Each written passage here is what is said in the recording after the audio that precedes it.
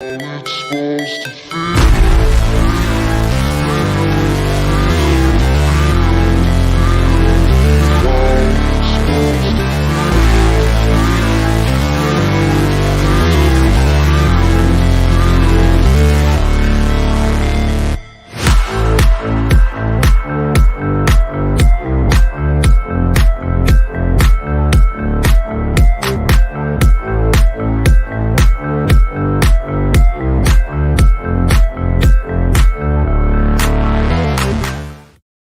Yo, yo, yo, welcome to NS9LIVE. I'm your host, Anthony DiNardo. With me, we got Tyler, we got Jim, we got a special guest. We got Freddie Prinze Jr. on the show. Nah, man, I feel like I've been talking about, I was talking to some of the beat writers about Summer Catch, some underrated baseball movie. And they got that other dude from Scooby-Doo too. So that movie's like Scooby-Doo canon. I will say Summer Catch is definitely an underrated baseball movie. Underrated. I'll agree with you there. That dude with like the flaming glove, like I grew up like wanting that glove so bad. Oh yeah, absolutely. It's not bad. Well, anyways, for the people that don't know or want to know, it actually is not Freddie Prinze Jr. It's someone who's way more relevant right now these days. It's Justice delos Santos from LB.com. What is up, Justice? Thanks for coming on the show, actually, also. Nothing much going on. Appreciate y'all for having me. I was waiting on the invite, and I was like, when I saw y'all didn't have a guest for that, I was like, let me shoot my shot real quick. I've been waiting. I'm happy to make it happen. I'm glad to make it happen. Yeah, we were looking for somebody that was in like the Pittsburgh area, enjoying this fine winter. Well, okay, I will say this. So I'm back in California, but it's actually hella funny. So about 20 minutes from my hometown is a city called Pittsburgh. It's actually like right next to the city where Najee used to play, Antioch. But it's spelled without an H. And so when I was moving across the country and I told like all my family and my friends, I was like, yeah, I'm moving to Pittsburgh. Some of them were like, why are you making such a big deal out of this? You're moving like 20 minutes away. I was like, nah, I'm moving across the country. And fun fact, Najee actually went to my high school for a year. So a lot of people that like I know like grew up with him. And there's actually a funny story. So you like to tell a story about how he slept on the floor in college because he was used to being homeless, or is that just an NFL thing where they lie? I don't know him like that. I don't know him personally, but I do know that it's actually funny. So the story, I could tell y'all the story of like how he ended up at Antioch High School as opposed to mine. And that's a good and unrelated. That's a rabbit hole we can go down. Oh, we go down rabbit holes. So we go down a lot of rabbit holes. So I went to a high school called Hercules High School. Great Very name. small high school, predominantly Filipino, as you can tell by seeing me. And Najee, again, this is just the story as I've been told it, but Najee was there as a freshman. And his freshman year, again, this is just as the story's been told to me. This was not going to hold up in a court of law. But as it was told to me, he was not starting immediately on varsity as a freshman. And when you kind of see who Najee Harris is now, when you saw who he was in high school and college, you're like, who could have possibly been like preventing Najee Harris from like starting immediately as a freshman, especially at a really small high school like mine? Like we're not like pumping out like D1 athletes like that. Well, the guys that were in front of him, both on the offense and the defensive side, would compose like the fastest. It was either that year, or, like for a period of time, like the fastest 4x4 in Northern California, like capital D like dudes. And so at the time, you know, it did kind of make a little bit of sense. In retrospect, not so much.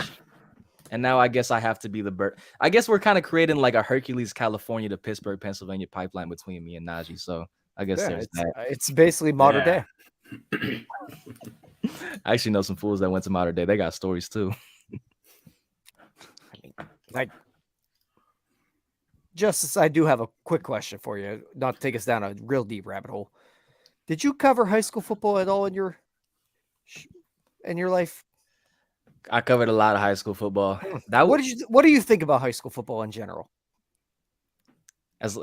In what manner? In what sense?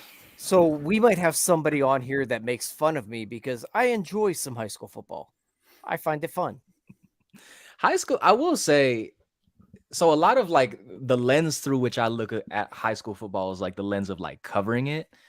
It is. And, being out in the Bay, like, you kind of, like, I've been to, like, a lot of different high schools, covered, like, a lot of different games. Like, there's like the Bruce in San Francisco, which is at the old stadium that the 49ers used to play at. I've covered games in McClymonds in like East Oakland, where I think is it Marcus Peters? Is that his dad? Is that whoever's in the NFL with like the last name Peters, like his dad coaches there.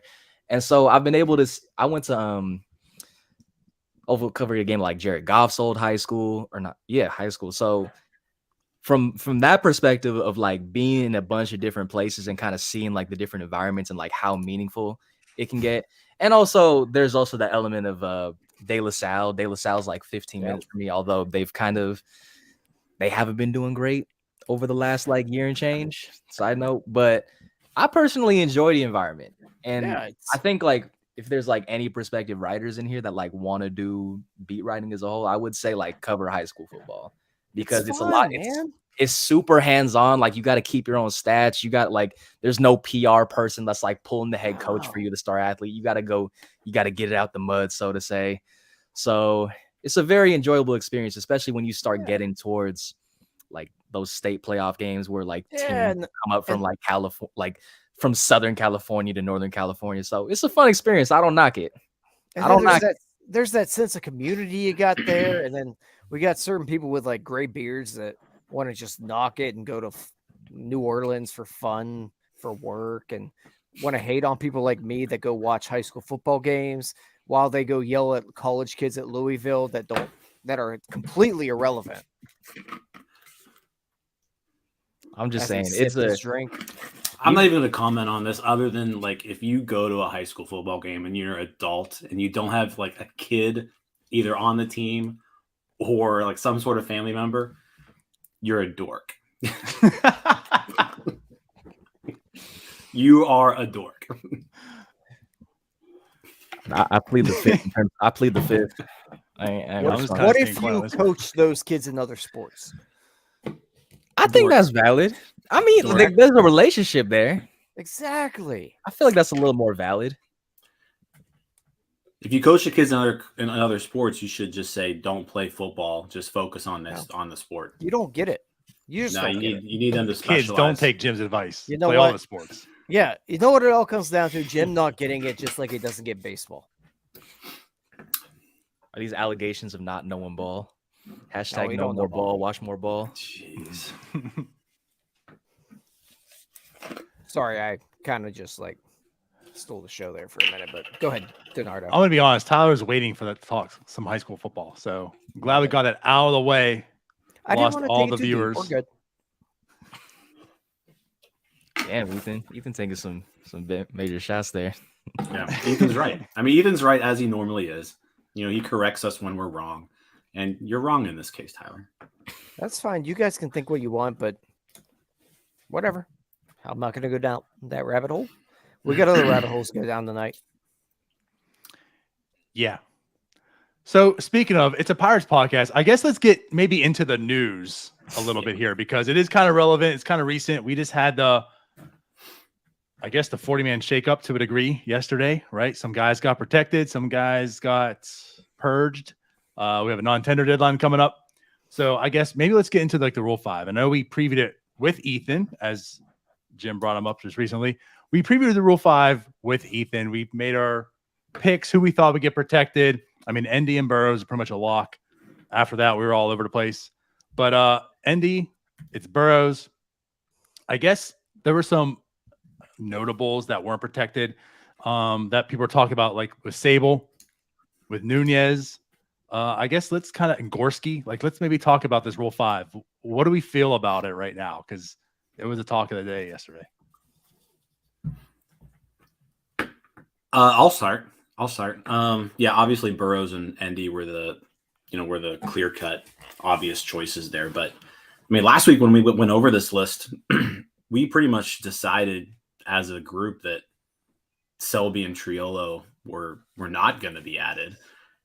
No, we did. Go back and listen to the podcast, Tyler. Like we decided that. Can y'all refresh me on y'all 3 or your 4? Wasn't it? It was for y'all. It was Endy, Burrows. So we had Endy, Burrows, and then we had Nunez. Dario Lopez and Yes. Malcolm Nunez. That was Yes. that was the four. I'm pretty sure I said Triolo was my pick. No, I don't Well, think you did. we were very Let's disorganized. go around the in all room. over the place. Let's go around the room. Let's get a little refresher going. Let's go person by person. Yeah. I'm curious as to who y'all had in terms of like the 40-man protection. Like Endy and Burrows were the obvious ones. And I think we collectively kind of came together and agreed with. We went with after that. What did I just Nunez. say? Oh yeah, Nunez. But the reason we went with Nunez wasn't necessarily because we thought he like deserved protection. It was more The Ben Charrington glasses. you know, Ben Charrington went out and got this guy, so we felt he would be added just to make sure that he was protected. So that was kind of our thoughts there. And then Lopez really is just a matter of just development. Like I don't think Dario Lopez is going to get picked, but if he does, totally messes with your development as a prospect. And I think he has probably a pretty good shot of, not a pretty good shot, but out of everyone left off of the 40-man, Dario Lopez has the highest ceiling. I think most people would agree with that. I mean, you could argue a few others, but he's also the farthest away from the majors of all those notable people who were left off. But no, I think that was our surprise. Triolo, I think, caught us a little off guard, other than Tyler, maybe. Yeah.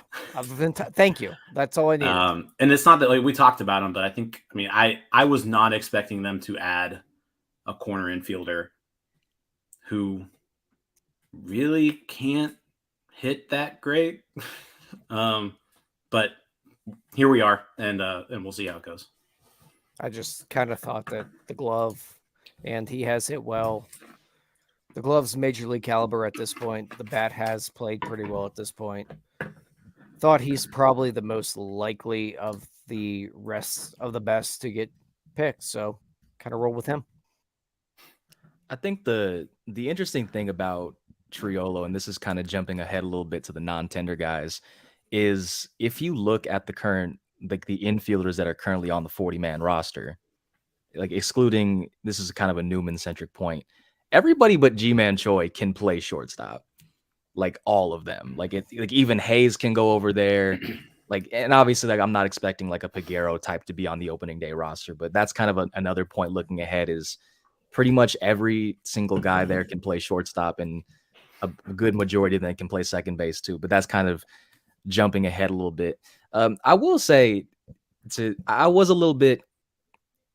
simultaneously surprised and not surprised with Selby in particular. I know that his stuff is like, he's got the electric stuff, and particularly when it comes with pitchers, like those are kind of the guys that, you know, maybe a team will kind of come out of nowhere and say, we're going to take a shot on this guy. Because the big thing to remember with the Rule 5 and all that is that these guys have to get added to the 26-man roster, and they have to stay there for the entirety of the season. So it makes the exclusions of guys like Sable, like Nunez, like Gorski a little less shocking, because you have to think, like, would a team want to take them in their current state for the 2023 opening day roster? And for all three of those guys, like, my logic was, I think that they could potentially be on the 2023 team.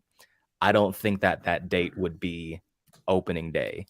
But when you start factoring in the relievers, that's when it's kind of like, okay, kind of get him in with the pitching group. And I guess a guy like Luis Ortiz is kind of a good example of that, where, you know, he's able to come up with very minimal major league experience, or just experience above AA and in general. And he's able to go out there and have these flashes. Now, is Luis Ortiz a complete project? No, but there's that opportunity to, you know, it's a lot easier, not easier, but in terms of making those big jumps, it's a lot easier for pitchers to do that than hitters. So when those guys got Sable, Gorski, Nunez, when they got excluded, it was a little shocking, but then you kind of remember, like, okay, would any team want them like right now? Then it gets a little less shocking. But in that same vein, though, I would not be surprised at all if a team, you know, wants to take a shot on a guy like Sable, or wants to take a shot. I think Sable, of that group, though, Sable's probably the one of like the most worthy of taking a shot. But, you know, Nunez, Gorski a little more, and then like a guy like Lopez, where he's kind of so far off. Like, I don't think a team would want to, you know, take that shot yet. Yeah, I think that's very fair to say. And I think that's where a lot of people kind of get caught up in the whole Rule 5 thing. It's like, oh my God, like I can't believe you're exposing these. And it's like every team has these guys already. Like they're protecting, they're wondering if they're going to protect their Sable or not. And whether they do or not, it's like, do they want to add another Sable to their Sable to go in this year? You know what I mean? So it's like these guys, like, I mean, I understand like there's their prospects, right? And a lot of them had good seasons for the most part. You're looking like this could be a part of the Pirates, future, whatever. But they're not really like ready yet. They're kind of they're just guys. Are you really going to be concerned if this roster doesn't have a Blake Sable in 2 years? Probably not. Yeah, I mean, I think you hit the nail on the head. Like, none of these other guys that we're talking about are really, even if you're looking at the Pirates' top prospects list, we're not talking about top 20 or top 25 prospects in the Pirates organization, right? Dario Lopez being the exception, but again, he is pretty far off. I don't know. I'm still a little worried, like a team like the Reds or like the A's, who have absolutely nothing to play for next year, could take someone like Lopez. But yeah, like the other guys, I'm not too concerned if anybody really takes them. I mean, it's cool to keep them around, but not important. Of the guys who weren't protected, I think the one that's probably even more than Sable that I could just not be shocked at all if he's taken is Tanaj Thomas. Because kind of going back to the point of, it's a lot easier, again, quote unquote, easier to have someone make that leap from a AA to the majors as a pitcher than they are as a hitter. And, Tanaj Thomas had a great season. He kind of proved what he would be able to do in that bullpen role. And there might be some team that's looking at him and saying, hey, like, it's worth taking a shot on this guy and, seeing what we can do with him once he gets with our pitching group. So I think if there was a scenario where Tanaj Thomas gets taken, I would not be surprised at all. But that's kind of the nature of the Rule 5 when it comes to pitching in particular. Yeah, I don't disagree at all. But I think we all kind of get bent out of shape over the Rule 5 in general. And in all reality, it's just kind of irrelevant in the whole grand scheme of things. I think there's been maybe 2 All-Stars in the last maybe 3-4 years to come out of the Rule 5 draft. And really, it's the only thing as Jim's dog is just clicking around. I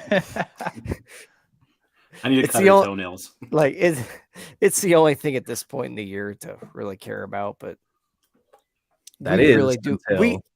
We get bent out of shape over it. That's the only thing that is until the non-tender deadline. How you like that for a transition?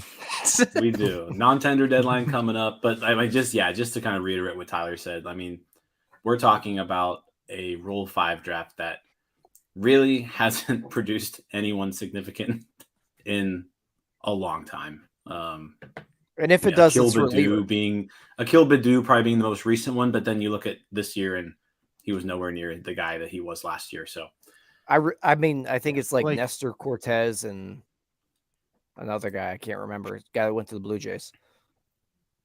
But those also weren't like productive Rule 5 picks. I'm just saying, like, all-star Rule 5 picks. Yeah. And what I was going to add too is like, so as Pirates fans, like putting your hat and think about all the Rule 5 guys the Pirates have selected in like the past decade that we've all been excited about. Like, think about how many oh my God, like you got this, like, oh my God, look at this guy, like all the talent. Where are they now? Where's Jose Soriano right now? Yeah, Soriano. Yeah, Angels actually just protected him. I tweeted out the other day. But yeah, it's like all the guys that you're excited for on the other end, where are they? So like, and that's where we're getting at. Like in the grand scheme of thing, this is pretty much not worthy of us even talking about right now. But here we are because it is the middle of November, and on top of that, it's the Pittsburgh Pirates. So this is probably the last transactional talk, this week that we'll talk about until like February. Also, we've all been burned by Jose Bautista, so we're gonna live by that. But like, you even think these Bautista, new kids don't even know who Jose Bautista is. But like, Bautista got returned back to the Pirates. Yeah, I know. So like, we didn't even lose him in the Rule 5. But if you listen to certain people, they're gonna keep going back to that. Yeah. I mean, I guess you could go all the way back to Clemente if you wanted to. Touche. Yeah. Great job, Mickey Branch. All right, so non-tender deadline, right? So that's kind of the next thing coming up. 2 days away. So Friday, Yeah. 8 o'clock Eastern. PM or AM? I would hope PM. Well, Better wake up at it's 5 about five in the midnight morning if in you're a state of the shock. Pirates. So if you're the Pirates, that means we'll probably find out like mid-Saturday afternoon or so. But no, I think if we're looking at the roster, I think we talk about Kevin Newman. I'm not in favor of Kevin Newman being non-tendered, but then when you're looking at relievers, you're probably talking about Underwood, Stevenson as the options there. I don't really think anyone else is too much in danger other than those three, unless we can think of another kind of surprise name. But I think those are the three to kind of talk about.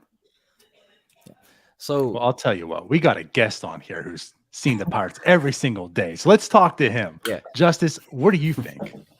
well, actually, this is just a side note that I want to put out into the universe. Robert Stevenson isn't only just half Filipino and half white like me. He went to like a high school like 10 minutes from me. And so when we were doing like our exit interviews, I joke with him. I was like, I'll probably see you in the off season. Like we're probably gonna go to the same coffee shop. Side note. But just as a primer, the 6 arbitration eligible guys that the Pirates have coming into Friday: Mitch Keller, JT Brubaker, Dwayne Underwood Jr., Robert Stevenson, Kevin Newman, and Miguel Andujar. And this is actually something like a topic that I'm gonna be talking about in my newsletter. So go peep that tomorrow.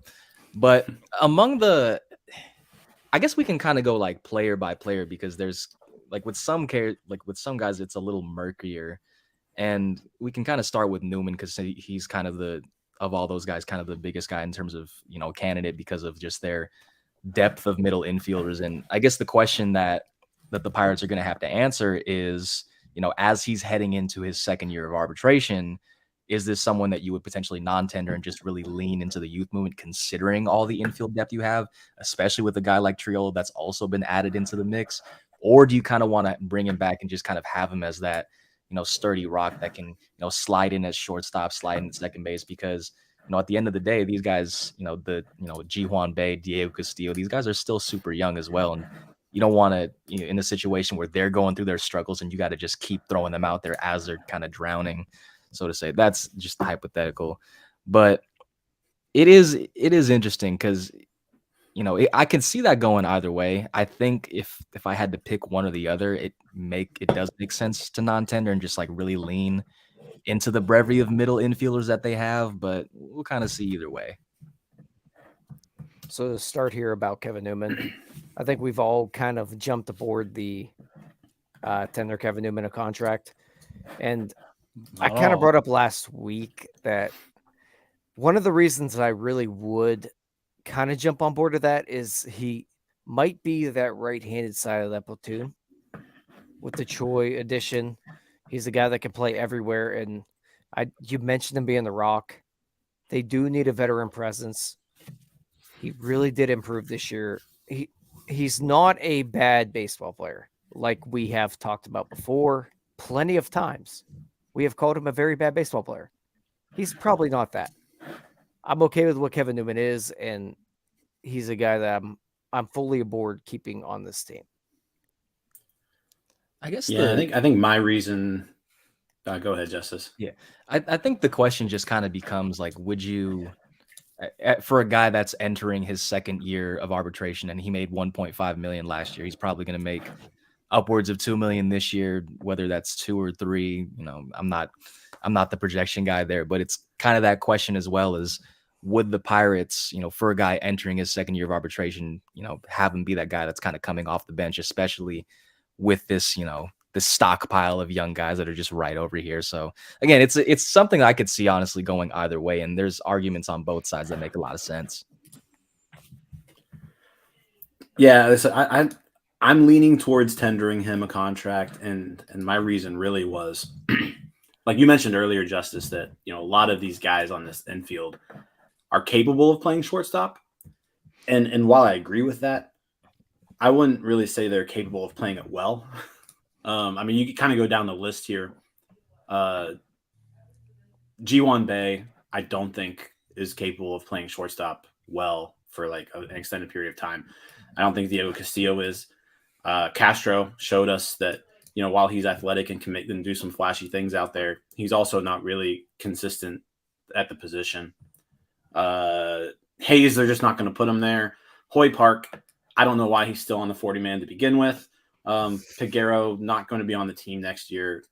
Triolo could do it if he needs to, but like he's also not going to be on the opening day roster. But I think out of everybody, just to kind of give O'Neal Cruz some days off here and there and to get some pretty consistent, solid defensive play out of the shortstop position, which I like O'Neal Cruz as shortstop, but Kevin Newman is more consistent at the position than really anybody else at the roster. And I don't know. I feel like they're gonna keep him around just for being able to play him there, 30 or 40 times next year while they let O'Neal Cruz DH, once or twice a week. That's my opinion. And I think out of every guy that, you could potentially slide into that role, I don't think any of them can even hit as well as Kevin Newman. So I think Kevin Newman is just the best option. And I'm tired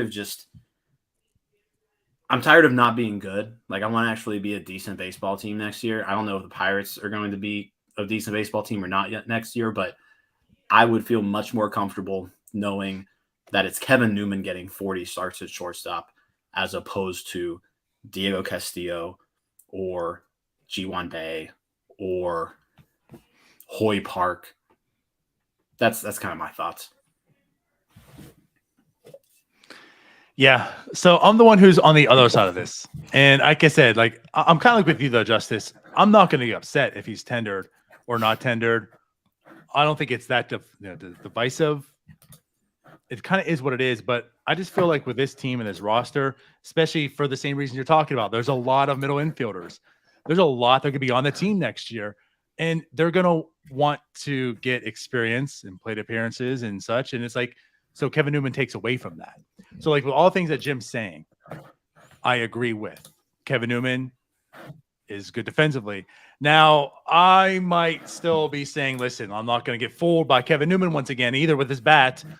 But regardless, he did turn it around last year. He did have a better season offensively as well, which is why we've been talking about at this point in time. But I just feel like you have Bay, you have Castro, you have Cruz.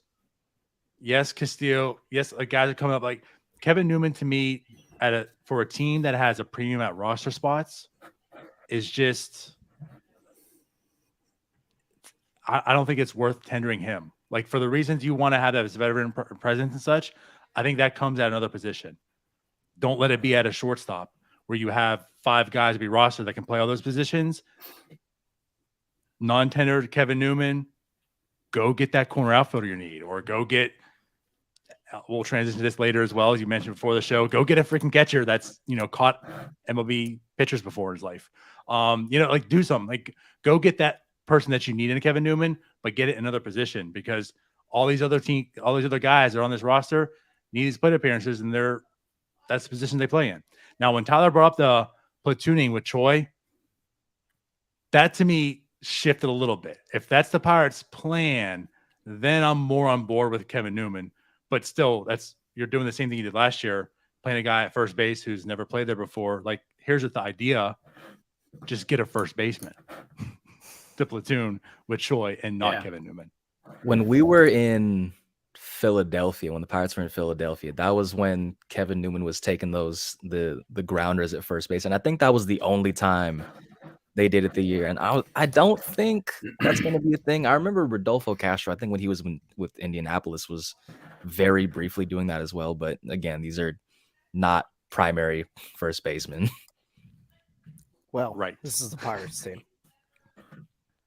Josh Van Meter played the Pirates basically went the entire year last year without a first baseman. So the number 601, there's, again, according to Baseball Reference, there's 601 OPS combined by first baseman. That's a number that I wrote down a lot of times during the off season, and I think that at the bare minimum with Choi, that just stands to get better. This, like, we're kind of diving into first base now, but the bare minimum that kind of stands to get better. But yeah, just kind of to wrap up on Newman, again, I can kind of see it going either way. There's logic as to why. Speaking of veteran presence, I didn't tweet this out, but there was something that I had noted that kind of caught me by surprise. And well, maybe not that surprising, but Ji-Man Choi is the only 30-year-old on this team right now. The only one. And so that doesn't get as surprising when you consider, like, oh yeah, like Banuelos was DFA'd and, you know, Perez is no longer the 60-man, but you know, that was just very interesting to me. I think I would imagine that's going to change in a couple weeks, but it's an interesting note for right now. I also think Choi has the most service time of anyone on the team as well. Yep. I want to say. So I want most service time, one of 3 guys that's been to the playoffs. Ooh, can you guys guess the other 2? I don't think it should be that hard to guess the other 2. Those 2 have been in the playoffs. The other 2 guys on the Andujar. Andujar. Oh, Bryce Wilson. Yeah. I would do Clayton Kershaw in the 2020 playoffs, and obviously the only one of that bunch who has been to the World Series too. So that's kind of just speaks to that element of veteran presence. But yeah, Newman, if he gets non-tendered, I won't be surprised. If they do tender him a contract, I won't be surprised. And you kind of just see where they go from there. I think it will show a lot. I mean, it'll show a lot. That decision will show a lot as far as like what their plans are for next year with with playing time and such. It also, I think, speaks a lot to Ji-Won Bae. So, I mean, he was really impressive those last 10 games or so that he got called up in. And, you know, you could see him kind of just sliding into that role that they had carved out for Newman. So, but I could also see them rolling with Bae in as an outfielder next year too. I mean, there's a lot of options for him. But I would imagine they're going to put him in the lineup as often as they can, unless they're planning on adding some people. Yeah, I agree with that. That's where I'm at. You know, so I feel like Bay's going to be the center fielder. He's going to be the second baseman. He's going to be the shortstop. Like, that's his way of finding his bat into the lineup and get that development. So again, if you have a Newman there, that takes away at bats from Bay, and is that really productive? I'm very curious as to watch more of Bae in the outfield, because it was very limited in the time that he was up there. When we were in St. Louis, he had that one ball. It was actually funny. It was like one inning, he's like losing a ball in the lights, and then the next inning, he's making that like running catch at the warning track. And so I'm really curious to see how that translates. But and I guess the outfield, like, that's another subject for another day. But yeah, we'll, again, going back to Newman, we'll kind of see. But going back to Newman, I think it really does come back for him if he can play first base at a capable level, and if he can play the corners. And it's almost the same with Bae. If he can slide into that center field role a little more often, because Brian Reynolds is getting a little older. The defensive numbers weren't great there. They probably do need to find a center fielder that can defend there at a high level. And if you really want to build around Brian Reynolds, you probably need to find a capable center fielder and save those old legs a little bit. Like, Tyler, I'm calling him old. Are we just that conditioned right now because it's the Pirates? I mean, yes. We're now expanding. Like, we're talking about Kevin Newman as a career ISO of a 0.96 playing the corners. Like, we got to do better, guys. Obviously. But if he wants to stay on the team as a utility guy, I'll take him in the quarters over Diego Castillo not being able to see the damn ball. We gotta agreed. We gotta clip that to "Dreams and Nightmares" by Meek Mill. Good Lord. Diego Castillo's falling over himself out there. I'll take Kevin Newman at this point. How about just getting one that actually has played a corner before in his life? We don't get that option. We got to do better. Fans. That's what I'm getting at. So moving on.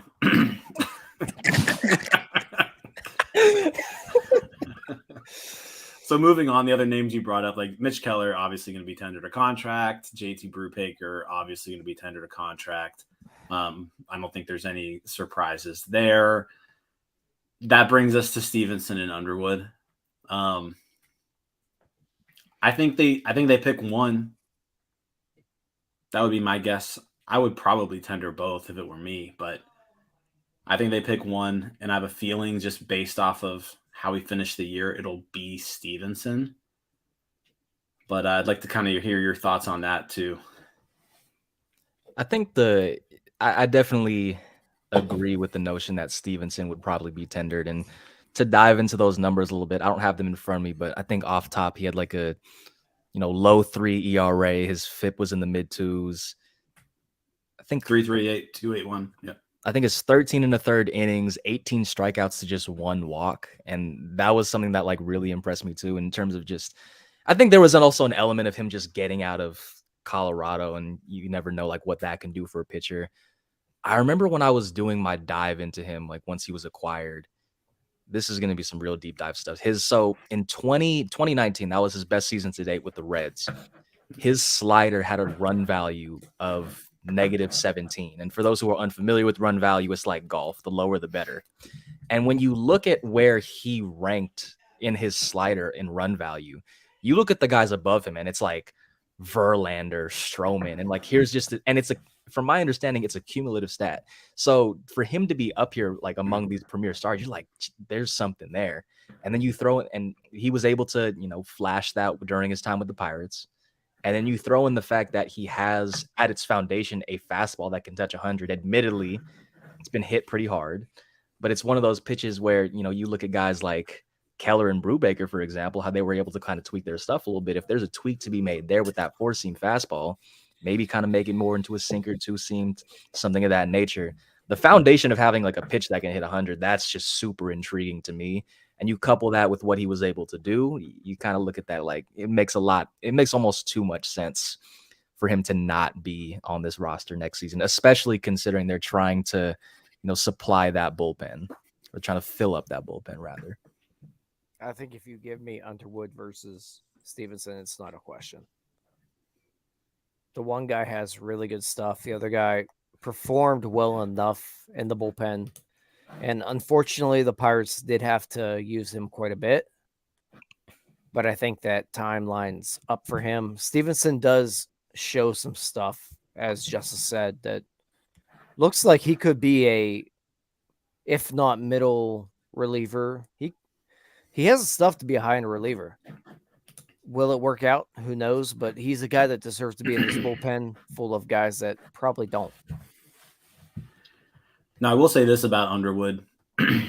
Outside of David Bednar, lowest FIP on the team last year among people who threw over 50 innings. So, like the ERA, obviously not ideal. Like you mentioned, he did get used quite a bit. He was hurt, for a portion of the year. But when he was healthy, he was used quite often, used in that multi-inning role.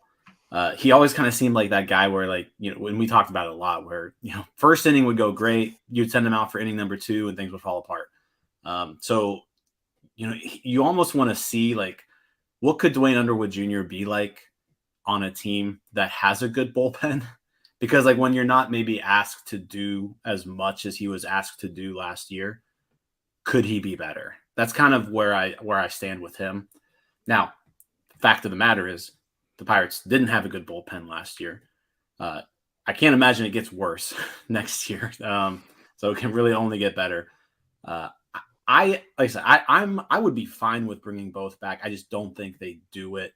So I think that's why he's kind of the odd man out. But I think he kind of just got a bad rap because he got used a lot when he was healthy, and I don't think he was necessarily used in the best way that can showcase his talents. That's where I'm at. I mean, I feel like I'm the Underwood truther over here, to as much of a truther you could be. It's not like I'm saying he's good and he deserves it because he's this good, but like I feel Underwood's the safe pick and Stevenson's the upside pick. But like if you tender Underwood and you get on this team next year, I've been talking about time and time again. Like, I feel he's overused and he gets more hate than he deserves. No, he's not a great bullpen guy. Like, he's not a great pitcher, but he's a good one. And just like Jim was saying, like, he belongs in a bullpen in Major League Baseball. And if he's used more properly, I think he'd be more effective, and fans can look at him and say he's not this terrible. So, like, I think he's safe. He's going to provide innings for this team. Honestly, quality innings. They could be even more quality if there were less innings, right? Less usage. But I feel like he's a good pitcher. But Stevenson presents that intrigue, that upside. You know, Underwood's right here. He's going to give you stability. But Stevenson could give you a nice trade chip at the deadline, is basically what I'm getting at. And, you know, with that said, I wouldn't mind both of them either. I don't have an answer for this. I'm either or, whichever they protect, I'm okay with. I guess it just depends on, like, to me, my eyes, it's where they want to go. They want to go safe and say, Underwood, you're an MLB pitcher, let's go with it, or just take a little bit of risk and say, Stevenson, let's get the upside. It's like in fantasy football, you know, like if you have a guy's a bunch of bye weeks, right? Do you get the safe guy that's going to give you the 7 points, or do you get the boom and bust guy that might give you 0 but might go off for 20? Like, that's what Stevenson is. Like, he might go off for 20. I'll plug him in, roll the dice. I don't draft all-stars in my fantasy league, so I don't know if I'm the person to consult about that. I drafted Cade Cunningham 1-1 in my fantasy league. Oh, geez. my fantasy team name is the Ross Strickland All-Stars. If you know, you know. I think one of the points, kind of in the opposite, you know, kind of playing both sides of the Underwood coin. Like, I do agree that, you know, because of how ravaged the bullpen, you know, you think of some of the guys that were on the injured list, Bednar, Holderman, delos Santos, no relation. You kind of look at the accumulation of these guys and it's like, yeah, like, it's not an ideal situation, but we need someone that's capable to give us innings, or at least to have somewhat of a presence there. The two numbers that kind of jump out to me with Underwood, kind of on the opposite side of that spectrum, is a career high in walks per 9 innings. And we can, you know, wonder whether that was a product of overusage or not. That being said, in like 2021, I think he threw 72 innings. This year's 59. And, it's not just a matter of innings, it's when they were used. The other number that is, I guess it's two numbers, is that he only allowed 1 home run, and that his home run to fly ball rate was like 2.1%.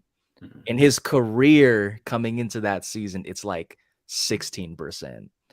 That's not gonna hold. That's an outlier of all outliers. And so I think that was partially what contributed to such, like, I think his FIP being like 2.92, but his xFIP being like 3.91.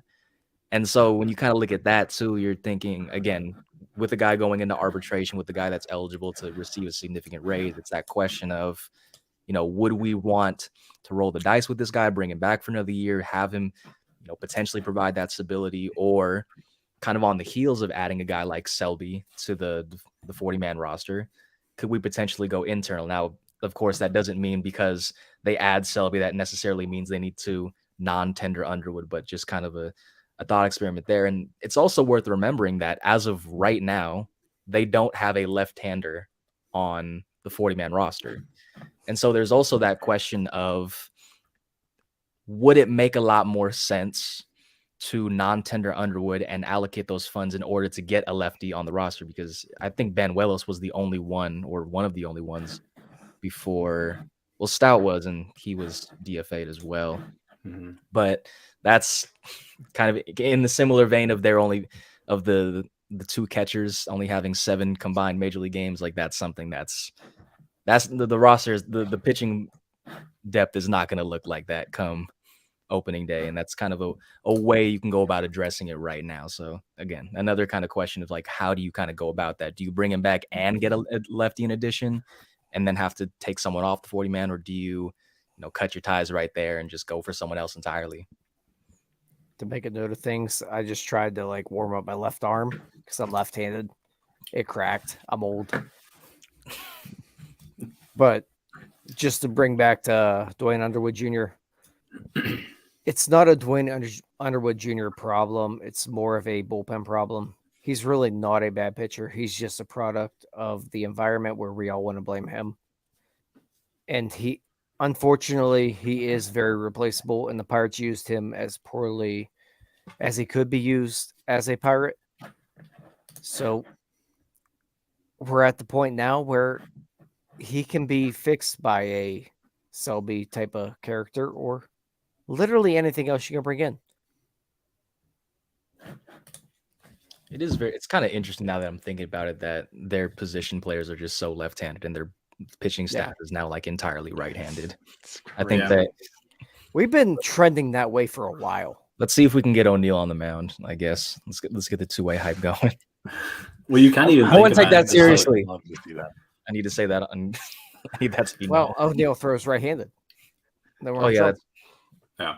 No, I feel like though, just as an organization, we haven't really produced too much in the terms of left-handed pitching talent internally. So I mean, Stephen Brault, the last one I can really think of. Like everybody else, Tyler Anderson they brought in for that 1 year.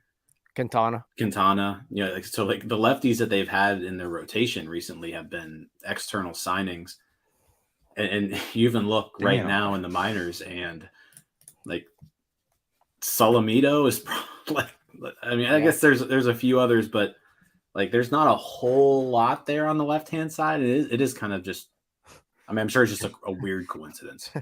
Justin Wilson. So the Pirates, their minor league reliever of the year, Tyler Samaniego, he's a lefty, and he's someone that I could see being in the. He wasn't a Rule 5 eligible guy. I think 2021 was his first season, but he's someone that I could see if things go well to start 2023 bringing the mix. But kind of now that I'm bringing up Samaniego, I wanted to share a story that Kyron Madison shared with me. Samaniego was like called into like this game in the 9th inning. I think the bases were loaded, or like it was a 1-run game, 2-run game, something like that. It was a close game. Kyron comes out, hands him the ball, and as the way that he relayed this story to me is that Samaniego looked right past him, and I think the quote was, "He looked into my soul." So he's a intense dude from that. Love him already. So yeah. Just to kind of put that on the radar in terms of a guy that could potentially be in the left-handed mix, not necessarily for opening day, but sometime in 2023. So what's crazy with Samaniego is like he was nowhere near my radar until he won that award, and I was like, who the hell even is this guy? But yeah, I mean, really good numbers in Greensboro this year, which is impressive because just the environment that's in. When he got bumped up to Altoona, the strikeouts took a big hit, but the walk rate seems fine. Yeah, I guess we'll start paying attention to him there. But yeah, I just quickly looked at just the organizational depth chart. There's not a single left-handed starting pitcher in above high A ball other than Trey McGow. It's the only one. So just not. It's just. I mean, I'm sure it's just a weird coincidence, but not a whole lot there. That's odd coincidence indeed. It does feel like they've been trending in that direction for a while, though. Yeah. So that pretty much wrap up our non-tenders then? I think so. Did we come up with the conclusion? Collectively, we making a decision here then? We got Andujar. Oh, yeah. I think so. Andujar is I think of all of these guys, he's like the trickiest one. I'm keeping Kevin Newman over Andujar. That's not a question to me. If I am forced between one or the other, it's not a question. One guy has some bat-to-ball skills. The other guy has kind of stunk his entire career. First thing out here, let's lay this out. We're not the GMs, though. Ben Cherington is. And Ben Cherington brought him in the very last week of MLB season. So, to me, it seems like he's getting tendered a contract, right? Just in Cherington's eyes. I mean, why you make that move? We talked about when he came over. But for all the fans, nothing that he does right now should change our opinion on Andujar for these next 8 games. So that should be the same for the GM. So why are you going to bring him on if you weren't considering the tender a contract to begin with? So just for that sake, are we all agreeing that he's tendered a contract, even though we played Yes. this game with Nunez and he wasn't. Well, yeah. So my logic there is you don't claim Andujar unless you're planning on having him next year because Right. yeah, 8 games, whether he's really good, really bad, or anything in between, isn't a sample size that's going to give you enough data to be like, this is who Miguel Andujar is. So I don't think the claim's made unless they plan on doing it. So I see him being tendered a contract. Absolutely. I think that's where I'm leaning as well. It's a very limited sample size toward the end of the season. And while that 2018 Rookie of the Year runner-up, which, side note, remember how crazy that debate was? Because like people were trying to be like, oh yeah, it's totally not Ohtani, it's this guy. But right. I like that does feel like a while ago, so much so that 2018 was my sophomore year of college. So this is a long time ago. But I think the way that I would internalize that is, you know, he has had the on and off health issues. There has been the element of underperformance. New York isn't exactly the easiest place to try to ease back in, and especially, you know, they're trying to win. This is not a matter of yeah, we're gonna let you take your lumps. It's like we need Justice. to It's a t-ball field.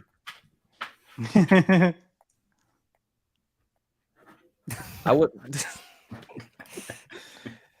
I don't know. I don't know what to say to that. I like Yankee Stadium. I don't know what to say to that. Yeah, it's a small stadium, but you know, it's not just hitting the ball out of the ballpark. You still, you know, you got to lace your singles, you got to lace your doubles. Mm. But I think there is that element of, you know, getting him a full off season, like knowing this is, you know, he's going to be on the team, getting him getting the hitting group an opportunity to work with him, letting him do his thing over the course of the off season as someone that's healthy, and just kind of seeing. Because again, while that season was a long time ago, and while just the last couple years have not been great, there is that element of like, oh, like it's a risk. Like, let's be honest, it is a risk. There is an element of risk there, and I guess if you wanted to play like ceiling versus floor, I guess like if you had to hypothetically go one or the other, you kind of go Newman is the higher floor, but I don't remember Andujar's numbers. What was it, like 30 plus homers, something like that? 27 homers. Like even kind of in a very high run environment, like it's really difficult to, you know, just find some guy that like, oh yeah, he hit 27 homers. Even if Yankee Stadium is an offensive environment that's conducive to a lot of homers, there still is that element of like, oh, let's kind of see, you know, what we might have here, and just playing that calculated risk. And if it works out, it works out. If it doesn't, it doesn't. You kind of keep it pushing. It's not like there's if they were to have Andujar on the opening day roster and he was hypothetically DFA'd by May, I don't think everything's going to come crashing down. I don't think things are going to fall apart. Just to put into perspective to how long ago that second place Rookie of the Year award was, Donald Trump had an all-time high approval rating of 47% that month. Okay. That's how long ago that was. I just wanted to make sure I was right at 27 there. I want to try to find a photo of myself in 2018. It was So I was going another route. For the record, I Justice, typed in remember Andujar on Check my West? Fangraphs. I was just about to say it was Mo Bamba and the Ash and a sicko mode. That when those were Remember that? That's how powers. long it's been since Andujar was a good baseball player. I want to interject. I want this to be on the record real quick. So I remember it so vividly. I was in my student newspaper. This is when I still had Apple Music and I didn't have Spotify yet. And I was like looking through the new music, and I was just kind of like exploring songs. And I'm a big basketball fan, so you know I'm in touch with the draft. I'm like looking at all the prospects, and I see this song called Mo Bamba, and I'm like Muhammad Bamba, like the center out of Texas. And I'm like, what the hell? And I play it. I'm like, oh, this goes hard. And then when it started blowing up, like I was trying to be like that contrarian, like, do y'all even know about Mo Bamba's game though? Is that game going to transfer to the NBA? Should the Magic pick him at 6? It's like just being that contrarian for the hell of it. But yeah, it has been a while. Yeah, it has. So that's to me why I'm just not putting a whole lot of stock and faith in the Andujar. He just simply isn't a good baseball player anymore. For And the record- I'm with the Tyler side. I would prefer Kevin Newman over Andujar just for the position itself. He can play defense where Andujar can't. I'm not rostering a DH only player who hasn't been good for 4 years. Not to mention, like, there's the whole fact that his 2018 season, now that we have the real advanced stats with StatCast, really shows he wasn't that great that year. I think he was essentially extremely average that year. I'm just not interested in him. I wish an average season of mine would be 27 homers. I mean, he put plays together a at pretty T-ball good year. park. He put had a together a pretty 320 good WXP. I'm messing with y'all. There's 129 weighted runs created plus, which is park adjusted. Yeah, but park look adjusted. at his expected weighted on base average. It's 320. 361. Was it 360. That was not expected. Expected Was 322. Yeah. Oh, okay, my bad. It changed in like a day. Yeah. Right. Really, it all comes back to the fact that in like 2018, I was playing MLB The Show, and I'd play against people that played in Yankee Stadium, and some little scrub would hit a home run 315 down the line, and that's when I grew my hatred for that ballpark. Well, that's good to know. Yeah. Sorry about that. That's what I love about baseball, though. That's what differentiates baseball from literally every other sport. It's kind of just like, these dimensions are what they are. I remember looking at like the history of like why that was a thing recently, and I was just like, huh. But I mean, that is weird. I mean, honestly, it really is. Like you said, it's the only sport. Every sport has the exact measurements of everything, and then baseball is like, No, that is another Whatever really you good want. thing. I like that about baseball because like each park has their own kind of thing that's really just unique to it. So no, I enjoy that, and I'm not gonna like hate on Yankee Stadium. Yeah, it's definitely easier to hit home runs there, but there are plenty of other hitter friendly ballparks out there. But yeah, it's been a long time since Miguel Andujar has been good. Yeah, I would have never claimed him in the first place, but that's me.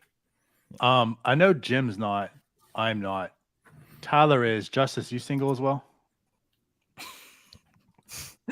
That was such a random question. I don't know what question I was expecting. There's a Does comment that here. just We can find your love in U City if you'd like. Does that just pop up? Is that spam? So, anyone's interested?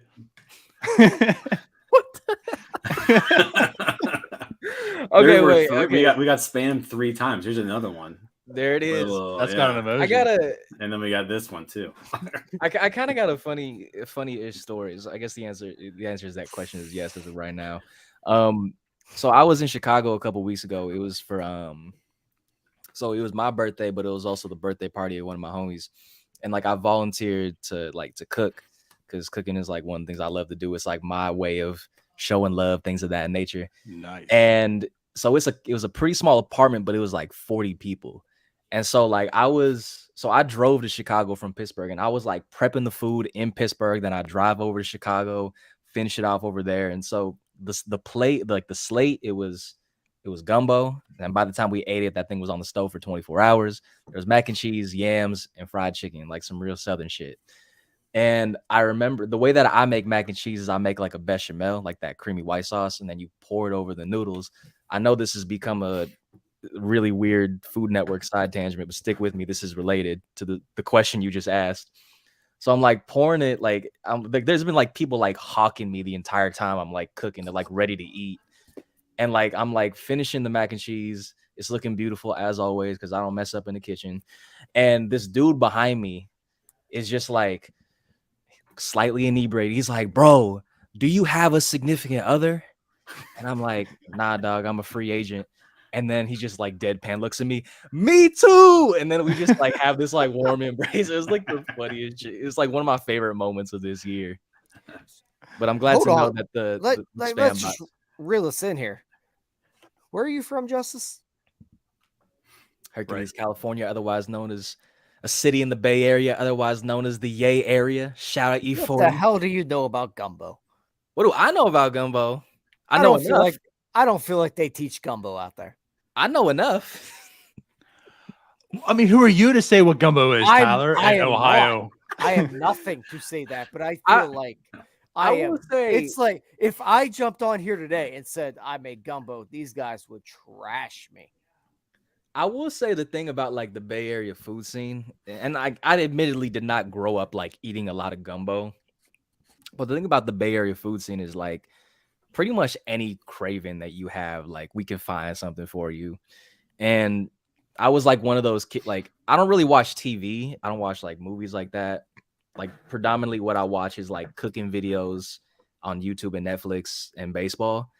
And so I've like just watched like I go down that rabbit hole, and I've pretty much like memorized it like back of my hand now at this point. So I know a little bit. I know a little bit about gumbo. I mean, So sticking on food topics, right? You're famous for the donuts, Yeah. right? Bringing donuts in. First off, why? Do you just really like donuts, and then also, what was your favorite donut place that you've been to this year? Well, first off, I'm a little disappointed that on that stack of albums there isn't Donuts by Jay Dilla. R.I.P. Jay Dilla, the GOAT. I actually have let me pull it up right here. I just copped this at a bookstore about Dilla time. Okay. He's I the see GOAT, you. man. He's the All right. GOAT. But in terms of like the donuts, it started when I was young in terms of just loving them. It was my mom, like every time we would go to Albertsons, I don't know, like I think that would maybe be I think the equivalent would be like Giant Eagle. I'm not entirely sure, but we would like whenever we go to the store, like she would drag me with her, and my reward for going with her to the store was she would get me out like 2 chocolate donuts with the sprinkles, and that was kind of always a thing. Like go to the store, gonna get those 2 chocolate donuts with the sprinkles, and so I just grew up like not eating like hella. Like I wasn't like this wasn't an every week thing, but that was kind of where the affinity started for me. I just like just loving like Krispy Kreme. I'm sad that we don't have them out in Pittsburgh. There's actually a funny video of J. Cole and Krispy Kreme, just complete side tangent about how much he loves it. But there's actually also like a super interesting history of donuts in California, and this is the Asian American Studies major that's going to pop out in me. I'm gonna distill this very badly, but essentially there was this one guy who came over from, I want to say it was somewhere in Southeast Asia. I don't know if it was Cambodia or Vietnam, but essentially he comes to Southern California and he kind of starts this donut empire. And so like if you come to California, like a lot of the donut shops that you'll see are Asian owned, specifically by Southeast Asians. Like one of my friends who's Vietnamese and Cambodian actually has a couple donut spots out here in the Bay. And if you come to the Bay and you want donuts, just search Happy Donuts or Happy Donut. You'll find like 20 of them. But in terms of like the element of like bringing them to the stadium, this is a tradition that I started last year when I was interning with .com. And I learned very quickly that day games were just like the bane of everyone's existence. Like you're coming off of a night game. You're probably not getting home until like midnight, 1 o'clock, depending on how the game went. You're probably not sleeping until 2. Then you got to wake up at like 8 or 9 the next day. Super quick turnaround. Probably not eating anything for breakfast. Probably really tired, especially when you're on these super lengthy homestands. And so for me, that was just kind of my way of, extending my arm and saying like, hey, like you made it to the stadium. Like here's your little reward for making it to the stadium. And it's also a way to literally and figuratively break bread. And that was kind of my way of getting to know a lot of, beat writers that would come in, because when I was intern last year, I was predominantly stationed in Oakland and San Francisco. And I just kind of became known as like that kid that like brought in donuts all the time. Like people would like be like it would get to the point when like I would pull up to like Sundays, like you got the stuff, and I'm like, yeah, I got the stuff. And it was super wholesome. I'm gonna pull it out for you right here. I still got it on my bookshelf. But they like over the course of that year, they like always joked with me about like specifically the San Francisco press box. They'd always joke with me about like being the quote unquote rookie of the year for like always bringing donuts. So at the end of the year, like they handed me this little this little thing that said Rookie of the Year, like this fake, like Nice. this trophy of That's awesome. sorts. And so when I came to Pittsburgh, like it was only natural to kind of just continue doing it. I remember Mackie, like when we were out in Bradenton, very first time I pulled up, he's like, this fool thinks he can bribe us with the donuts. He's absolutely right. To kind of go on like I'm gonna get like real philosophical with this real quick. So just please allow me to go there with it. But I recently finished reading All About Love by Bell Hooks, and it talks about, love through like various angles. Like there's like the romantic sense of love, but it's also like community. It's also familiar. There's also kids. And I was writing down a bunch of quotes as I was reading the book. And one of the quotes, I know this is not where we expected this to go. Please bear with me as we go down this. You're good. Explains a lot of the philosophy of the question. I'm still answering the question. But one of the quotes that caught my attention was by an author named Sharon Salzberg. And it said, true giving is a thoroughly joyous thing to do. We experience happiness when we form the intention to give in the actual act of giving and the recollection of the fact that we have given. Generosity is a celebration. When we give something to someone, we feel connected to them, and our commitment to the path of peace and awareness deepens. If you thought Jake Krause was the only writer that reads books, but I hope that answers your question. That's like my long-winded way of saying donuts. Okay. And I love No. it. All right. So best spot you got donuts at on the road this year? On the road. I promise I'm not pandering to like a Pittsburgh audience, but Dough Ride in Chicago was just kind of mid. I feel like I need to say that. It was okay. All right.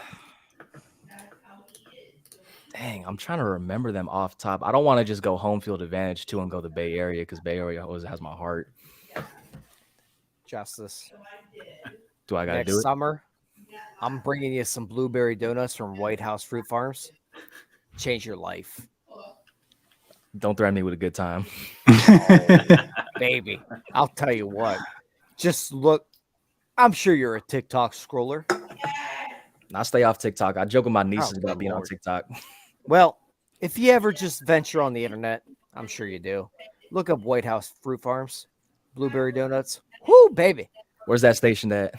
It's over in Ohio, Canfield. It's probably about a half hour from Pittsburgh. We're gonna make it happen. Oh, I will bring them to you.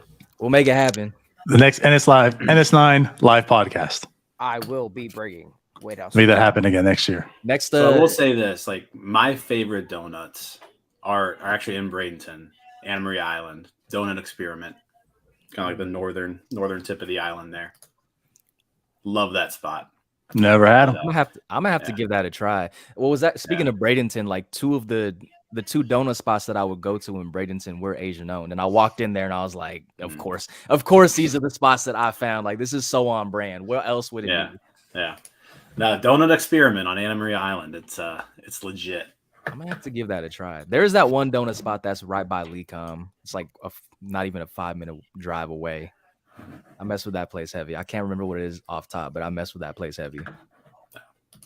I just recommend the White House Fruit Farm blueberry donut. I'll tell you what. Google it. Whew. I have driven 3 hours for a milkshake. I will drive 30 minutes for some donuts. So, I mean, I think the real Pittsburgh question here is, have you had Permanis yet? I have. That was like one of the very first things that it was like the very first week that I was here. I think I got the pastrami. Like it was that place I'd always heard of, always wanted to try it. Yeah. I don't really get it. I'm not one to get inebriated, but I can imagine if I was, that would have been hitting. And I went to the original one that I think the original one's on the Strip, right? Yeah. Strip District. Yeah. Yep. So I went to And that like- one too. Yep. Okay. I will. Y'all might be disappointed in me when I say this though. I've yet to have a pierogi. It just has not happened. For all my sauerkraut sauce slander, me myself have not had a pierogi. I'll say it. Pierogies are trash. You are just You are an idiot. that's the dumbest thing you've ever said. It's the literally dumbest thing. a Polish ravioli. That's How the can you best say thing, it's though. trash? Like, It's It's trash. pasta with like mashed potatoes in the middle. It's Like potatoes. It's trash. That's the thing though. It's like every culture's There's like no got more their- famine. God. We're done. Every You culture's are like got that. so stupid. That is the worst take that's ever been said on this podcast. Pierogies. I enjoy the No, race. So bad, so bad. I don't enjoy the race. I do not enjoy the race. I actively have disdain for that race. Well, here's what I'll say: the Pirates did Saul dirty this year. You can't mess with like Sauerkraut Saul has a long and storied history of being a very productive pierogi, and it was sad to see what they did to him this year. It was sad. I will say, so when I first got on the beat, I did not know about the pierogi race, and it was in Bradenton.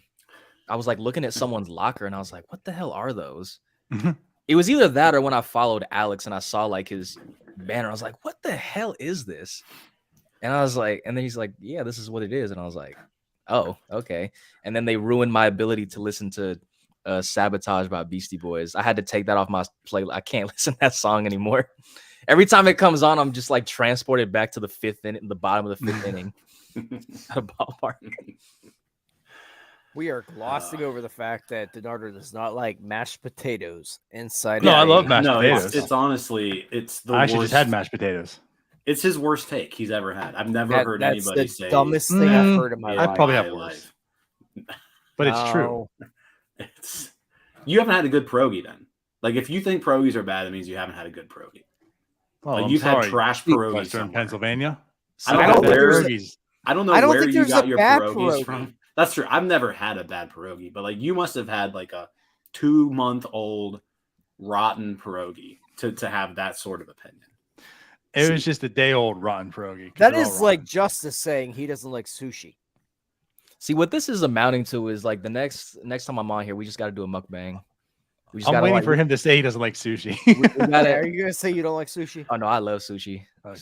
Like See? sashimi, like it's actually sad. One of I the mean, we don't have good sushi out here, but now there's a place. It's called Umami. It's in Lawrenceville.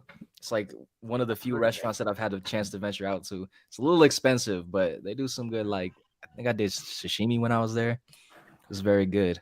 I was impressed. Although I do be missing my Filipino food. I'm not gonna lie. don't think I've ever had that. So I want to bring this up too, because you've bribed the beat, right, with your donuts and such, right? Now, Justice, you were up for a fanboy today, or this year, I should say, right? Your first year on the beat, you're up for a fanboy, but Alex Stump took it from you. So I just want to throw some things in here because it's going to come with a question also. Alex Stump, back-to-back fanboy winner.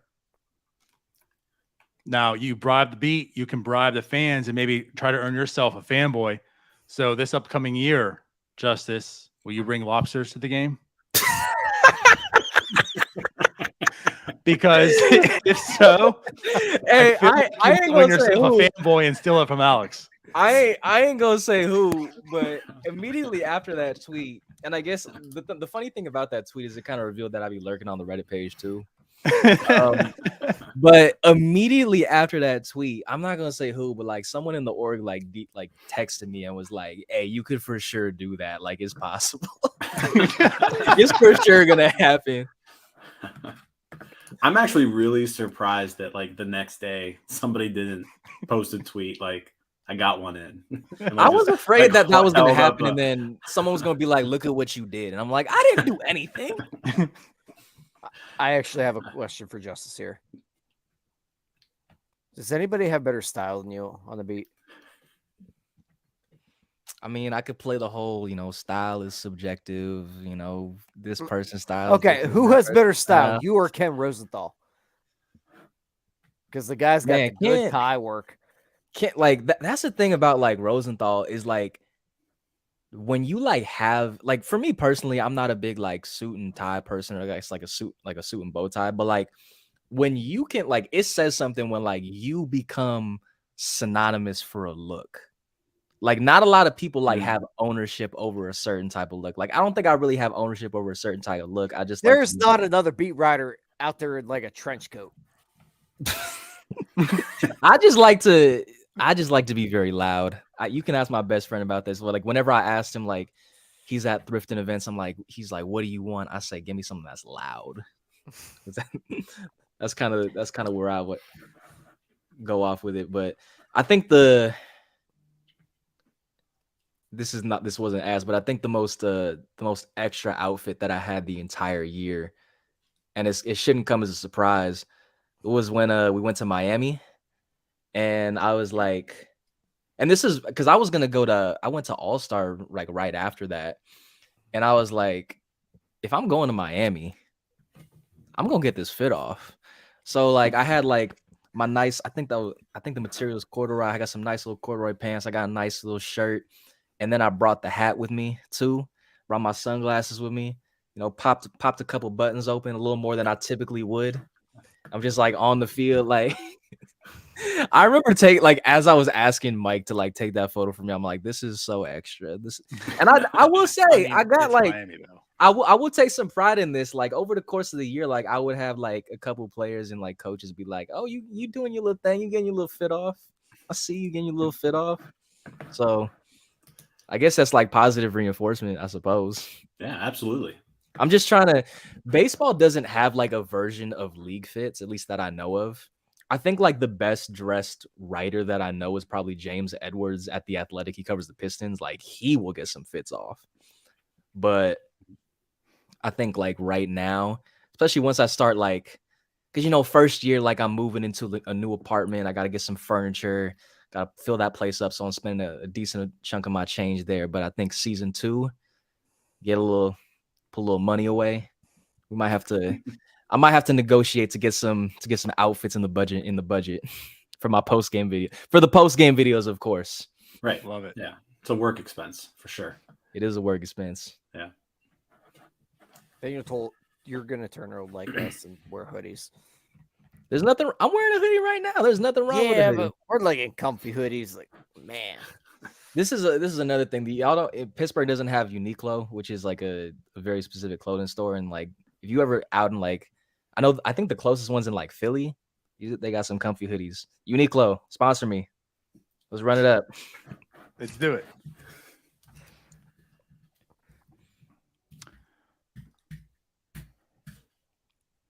All right. Okay. Where do we go from there? So that was all from donuts right there. That was all from the donuts. That was all from Jay Dilla's Donuts. I mean, I can banter forever. I haven't had a chance to like podcast in a couple years, but I used to, especially during the pandemic, like I had one that like do a couple times a week. And so I get it from my mom, honestly, just like the ability to talk for a while. Like my dad is like typical immigrant Filipino father.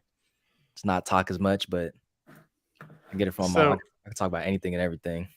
So let me ask you this, because I saw some of those things. Not gonna lie, I looked you up a little bit here. Oh no! So you rode your bike 1,000 miles in the month of August? Oh, you found a YouTube page?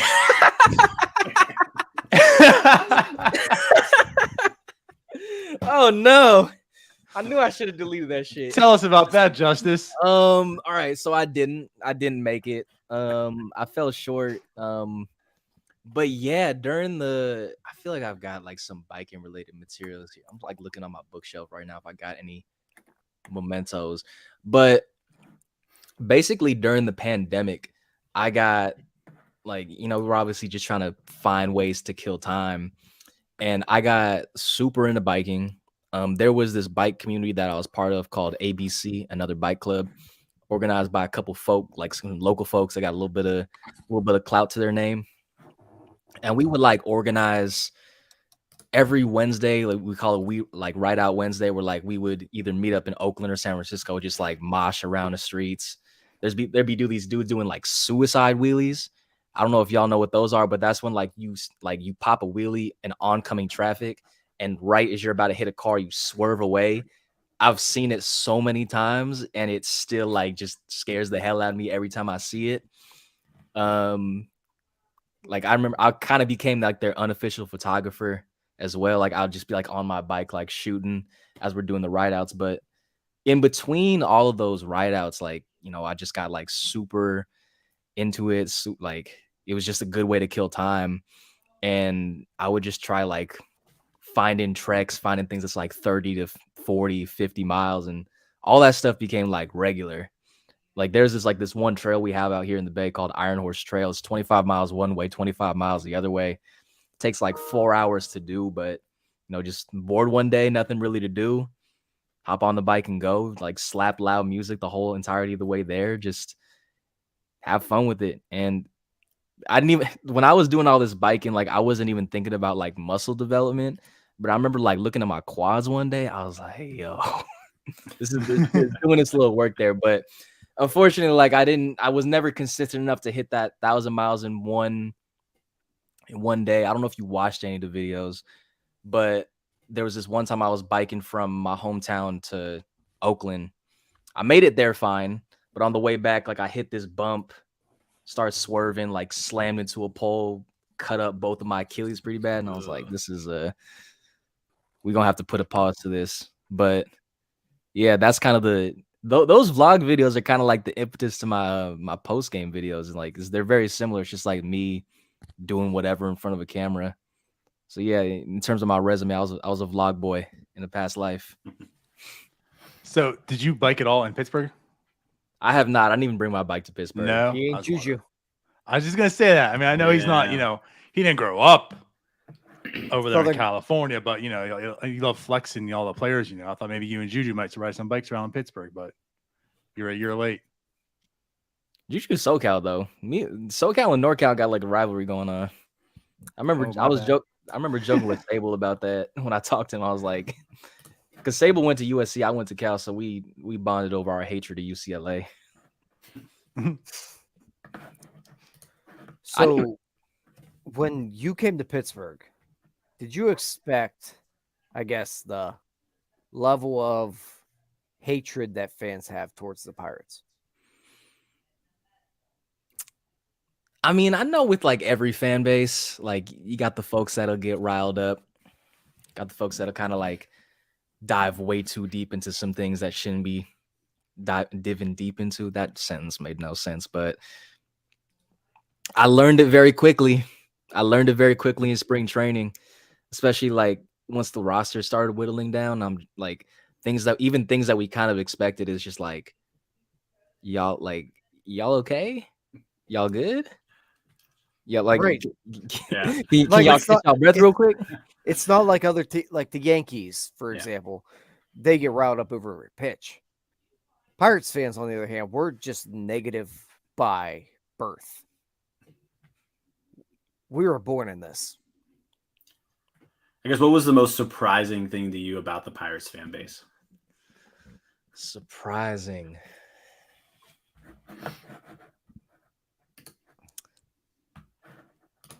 I don't know. I mean, for me, like my interactions with the fan base have like generally been positive. At least I kind of try to shy away from. Right. I'm really quick to mute. Like they're like if I see someone that's just like constantly spewing nonsense, I'm like, nah, I can't. I'm not trying to deal with this. So that's why you don't know Bucko Mike. He doesn't even. I never muted him. I never muted him. Again, I don't even think he follows me. I don't know.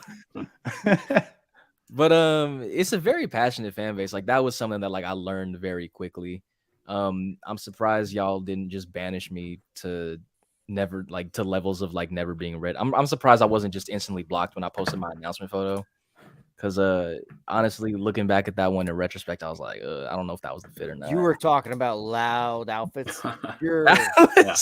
That's like, hey, in retrospect, that's one hell of a way to like introduce yourself to like a fan base. Like, I remember putting that together. I was like, this is gonna be like the loudest thing I've ever. But in my defense, I was like, I only get to make this announcement once.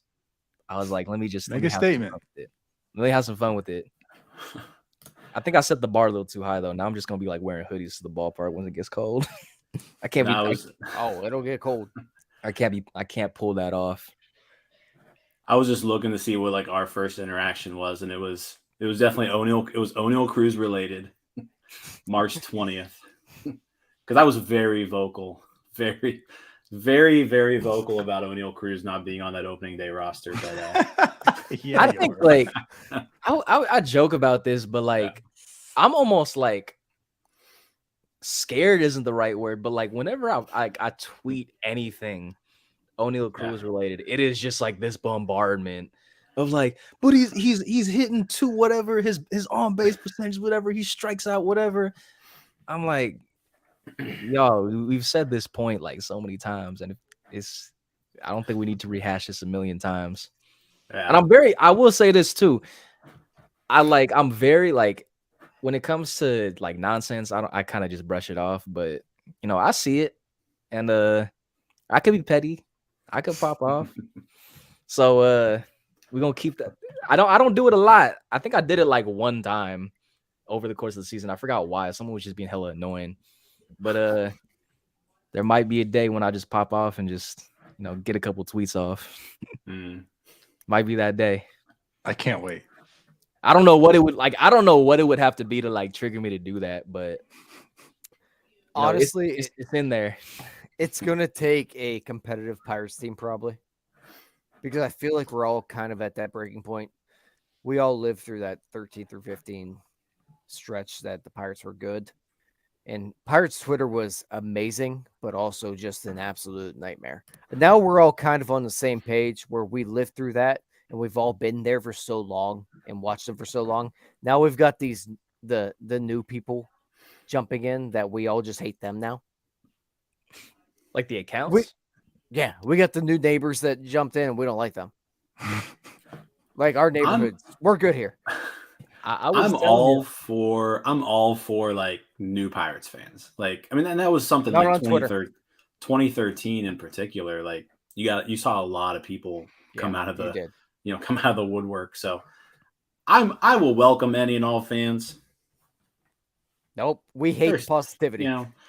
There's some people that annoy me with their over positivity, but no, I'm give me all the fans. I'm good with it. Yeah, and like I'm fans, I'm not gonna say care less. I guess. I mean, there's some that are just like way overboard, like you're saying. Sometimes, Jim.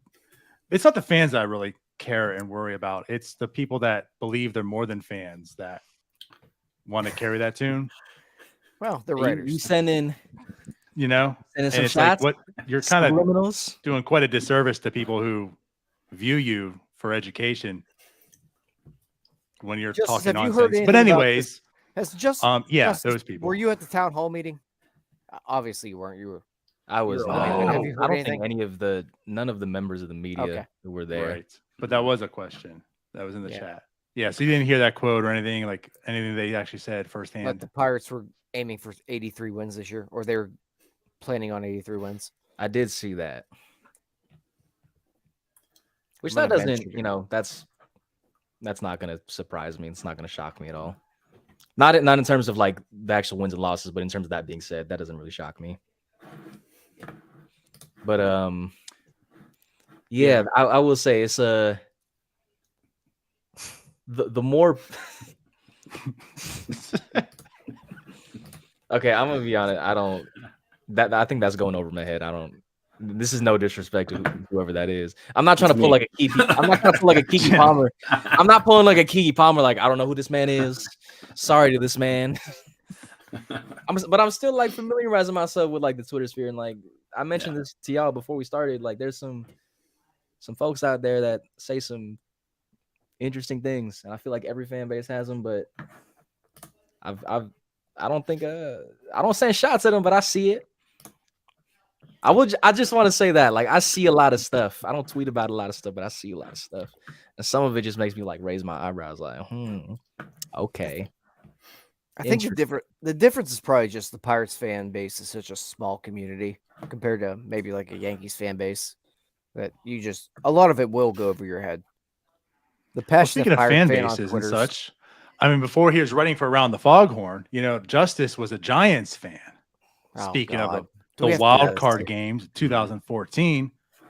So, well, I know you're right now, right? You're covering the Pirates and such, but like, what was it like being a fan of a team that was good? You won 3 championships, and also knocked the Pirates out of the wild card. I mean, like, I would be remiss if I didn't say like Bay Area is like, we're spoiled out here. Like even if you throw the Warriors throw the Giants out of the equation, like, I'm a Warriors fan. We were talking about this before the show, and like, you know, the 4 titles since 2015. The Giants, they had that 5-year run. The Sharks, before, they were like choking away like 3-0 leads in the Stanley. We kind of forget that. Niners going to a couple Super Bowls, but it was, I mean, for the majority of like when I was like growing up, like, and when I say growing up, it's like I have vague memories of 2002. Like I don't remember like Dusty Baker pulling out Russ Ortiz in like real time, but like I have vague memories of that. Actually, if you want to know how like much of a baseball nerd I was from a young age, for my 4th birthday, my mom got me the 2002 commemorative DVD. So like I have like a bunch of like really random memories burned into my head, like David Eckstein hitting a walk-off grand slam against the Blue Jays. Like, why does not? And I'm like growing up too, like, why is this not common knowledge for everybody? Like, y'all don't remember this? But I remember the early years, like it was just so much like Bonds. I don't know, Bonds is like a sensitive topic, which I want to turn that question over to y'all in a second. But I don't know if that's a universal opinion. It's not. But No, we it's all not vouch universal, for him. but yeah, He we should do be in the love Hall of Fame. him. Yeah, we do love him. This is a side note. During the pandemic, I went down like a rabbit hole of like trying to figure out which version of Barry Bonds was the best. That was a fun thought experiment. I think I The said one that had like a 600 on base percentage, whatever one that was. that was 04. But the Yeah. question is, for me, it was between 04 and 93. 93, of course, being the first season that he left the Pirates. Yeah. Anyways, so majority of like growing up, a lot of it was just kind of Bonds, because like the team itself, like they could never put a team around him, and it was like the home run chase. Like I have so many memories of that, and it's really interesting to think like in 07, like Bonds and Lincecum were on the same team. Like it's weird to think of those Lincecum was paths so crossing over. good. Side note, Lincecum's actually Filipino, like the best Filipino American baseball player to ever exist, to my knowledge. But then you kind of get into that Lincecum age, and like you go like 08, 09, and you're like, all right, there, like Lincecum's doing his thing, Matt Cain's doing his thing, but and like you got Buster coming up. It's like, are they actually gonna be good? And then 10, 12, and 14 happens. I kind of do maintain the stance that the Giants were like probably the worst team in the playoffs every single year they won. Like if you kind of like go, especially that 2010 roster. That 2010 roster was they just had some dudes on there, like some guys. That pitching was nasty. So were you more of like a Bryce Harper or a Hunter Strickland kind of guy? Hunter Strickland was like former Pirate, by the way. I maintain that he was in the wrong. He was a Pirate. Yeah. Yeah. A lot of guys were. I was gonna say, you're around the league, you're gonna find a lot of those guys. If we're talking about guys that should be in the Hall of Fame, I'm gonna give a shout out to a former Pirate, Kenny Lofton. He should be in the Hall of Fame. Ooh, you're speaking to Tyler. I feel like I just struck a nerve there. Oh baby, that was like Kenny he's Lofton. speaking my language. He was on that 02 Giants team too. They just criminally underrated. I think if they didn't do like a 10 ballot thing, Better numbers than Ichiro. I don't. Hey, we ain't gonna get into any Ichiro slander. I don't want. Let's not compare two kings. Ichiro is the man. I'm just saying, if one's in, so should the other. I mean, no, not really. Ichiro, we're not going to get into this conversation, but you can't compare Kenny Lofton to Ichiro. I'm Sure, sorry. I can. I think he just did. Right. I absolutely can. I did. I was actually just showing one of my nieces. There's like this compilation of Ichiro's infield hits, and I think one of them is set to Shook Ones Part 2. It's the known Pirate Travis Ishikawa. I don't remember exactly where I was when he hit that walk-off to send the Giants to the World Series, but there's like a compilation video of like Ichiro infield singles to like classic rap beats. It's one of my favorite just like places to dive down on YouTube. So there's that side tangent, but yeah, going back to like the Giants, like it was I don't even know how to articulate it, honestly. Like I don't want to say it was normal, which makes me feel like hella arrogant. But like between that and like that was normal. Yeah, like that was just kind of, I mean, they won every other year. That was just kind of how it was. And then that kind of like the first year that that dynasty kind of starts trickling out. The Warriors do their thing. I would, if you want to get me like really riled up, if you start slandering Mr. Wardell Stephen Curry II, that's when you're gonna get me really riled up. Honorary Filipino. I don't think anyone here is gonna slander Steph. I think you're safe there. But yeah, it's just a super interesting time, like being out here and like, people that are like barely even baseball fans. Like once the playoffs come around, it's like, oh yeah, I'm all in. And again, me being like that kind of contrarian, it's like, what you know about the core four in the bullpen? What you know about Affel and Romo and Casilla? Like what you know about those fools? Definitely being like that, kind of arrogant little high schooler. But it's a lot of memories out here. It's a lot of good memories. It's kind of like a weird position now. I've kind of like abandoned fandom, as a result of taking this job. So like the way that I view baseball is a lot different, but always gonna kind of have those years like fall back on. Right. And I know that I knew as soon as I came to Pittsburgh, I was like, don't talk about 2014 to anybody. Because I know there's like that whole thing with like, Cole and Liriano, and like I know that was like a whole debacle. I know exactly where I was in my little truck driving around at work when that home run got hit, when the grand slam got hit, and I punched my steering wheel. Nope, I was at work because they won in 2013 when I was at work driving my truck around. So I decided, you know what? I'll do it again this year. Didn't work. Yeah, that wasn't a good game. We'll move past that. I don't feel like we need to bring that back up, but I do feel like Justice should be an Oakland A's fan just to like deal with our pain. It's actually funny, like geographically speaking, I'm a lot closer to the A's. Especially so you should be an A's fan. But I will say, so my mom is originally from San Francisco, and then my dad immigrated to San Francisco. So it was kind of like that's kind of the connection there.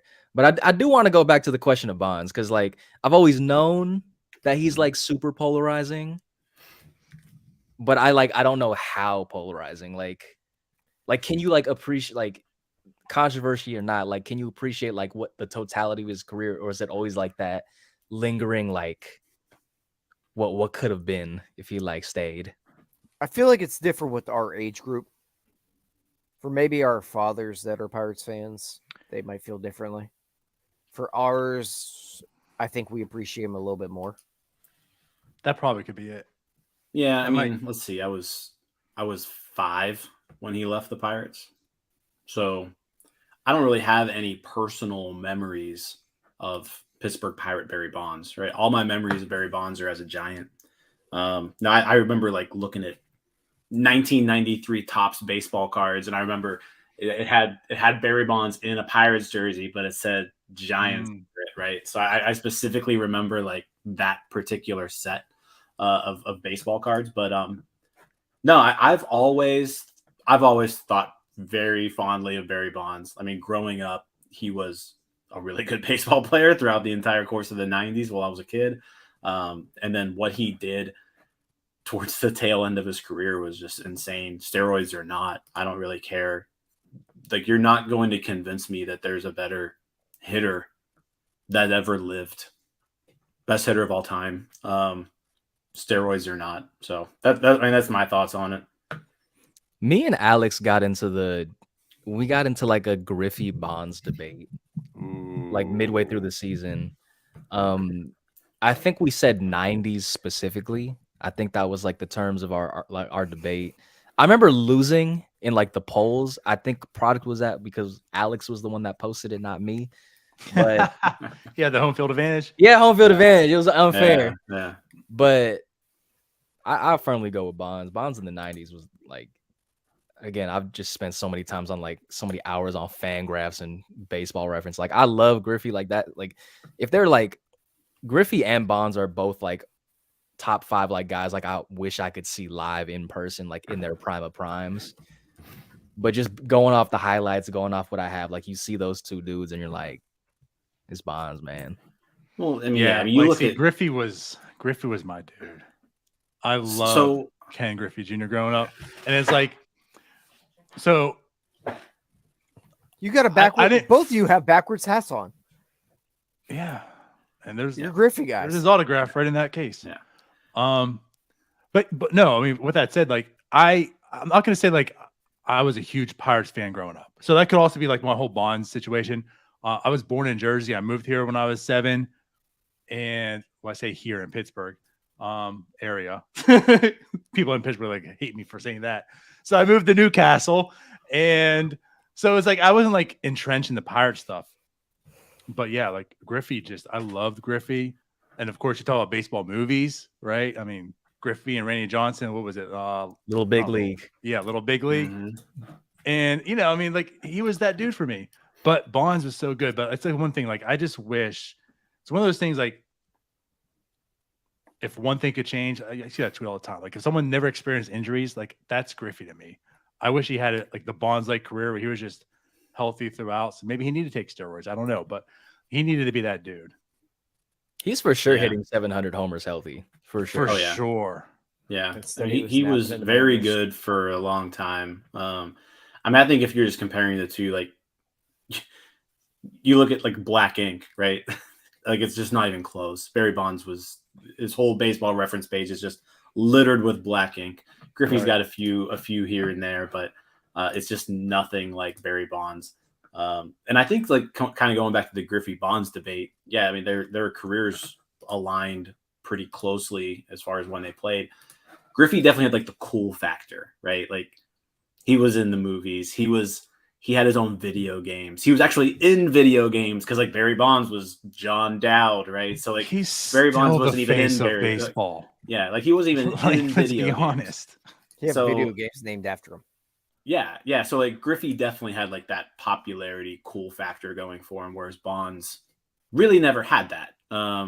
He was mostly viewed as someone, media didn't like him, but you obviously saw the talent on the field. But I think that's why you have a lot of people growing up saying, I love Ken Griffey Jr.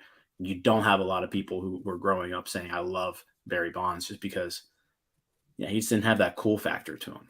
I think people also forget, like, they were both super duper 5-tool dudes. Like, they stole 40 bases a year, both of them. Ken Griffey was unreal. And never forget that they could have both been teammates on the Pirates, if not for the weird draft lottery rules. Let's not go there either. Yeah, that would have been pretty wild. I remember tweeting about that in like the preseason. I remember pissing a lot of people off when I said that. Man, what if you would have had like that Alf? Like, what if you had like a Griffey? I remember the whole thing coming up. That was from you? Because I remember the whole thing coming up this year. That was me. So you started that shit. I was just like, hey, this is super interesting. I didn't know this. That's why I had to start bringing the donuts back. But yeah, like imagine like a Griffey Bonds Van Slyke outfield there in those early 90s. Oh god, nasty. With Bobby Bonilla just hanging out third. Yeah, nasty. Man. I think like but I think all three of us have a pretty favorable view of Barry Bonds. Yep. If there's like anyone that like I wish I just had their StatCast numbers, like he's one of those dudes. Like just like I would love to just like see what his percentiles would be on, like especially like 04. Yeah. Like we want to talk, like we always joke about like O'Neal like breaking StatCast, like that would be some crazy stuff. Or like 93, 92, like when he was doing his thing, just like what would that look like? And Bonds had like a 480 on base percentage at like 42 years old. That's what I was looking at. Like that's another thing. Like I don't think we talk enough about. He was 42 years old, and Jim wants to talk about everything in bold. He was 42 years old, led league in walks, led league in on base percentage. Like he batted 276, 480. He slugged 565. Look at that. 42 years old. Like the guy didn't just stop playing baseball because he wasn't good. So, I mean, we're talking about Griffey, how he could have kept going if he was healthy. Like Bonds literally just could have kept going, and he was like, I'm not. He just stopped at being an MVP type player. Well, I mean, I remember the rumors about the Pirates bringing him back. Yeah, I heard a lot of this. Remember the Washington Wild Things offered him a contract? I don't remember that. I really do think the guy could show up and maybe hit at a slightly below average major league level at this point. This is just sounds like the modern day plot to Mr. 3000, because I think he's like 50 hits away from 3000, something like that. I need to watch. Yeah, he's real close. Yeah. R.I.P. Bernie Mac. 20, feel like he's this is an 65 hits away. unwarranted Wait, shot at this speaking player right of- now. But would you rather have Barry Bonds your team right now or Mason Martin? Barry Bonds. Final question. Okay. That's what- Speaking of baseball movies, did y'all know that like part of the fan was like shot at Three River Stadium? I don't think I know that movie. God, this is the most insane. Do either of y'all know that movie? I don't know. I don't know the fan. No. Oh Is that with Wesley God. Snipes? Yes, this is where Wesley Snipes is basically Barry Bonds. Like he played in Atlanta and then he signed with San Francisco. It is like it's more of like a baseball adjacent movie. I'm gonna like partially spoil it, but like basically Wesley Snipes' character Bobby Rayburn, which is like it's such a 90s baseball name. Like he's like an MVP in Atlanta, signs with the Giants, and like Robert De Niro plays like this super stalkerish fan, and it just spirals from there. And like De Niro like eventually kidnaps the like Rayburn's kid. John Crux in the movie, and he gets stabbed to death in like the final scene on the field at like a pouring Candlestick Park. It's just like the wildest baseball movie. But apparently part of it was like shot in like Alex texted that to me. I was like, what?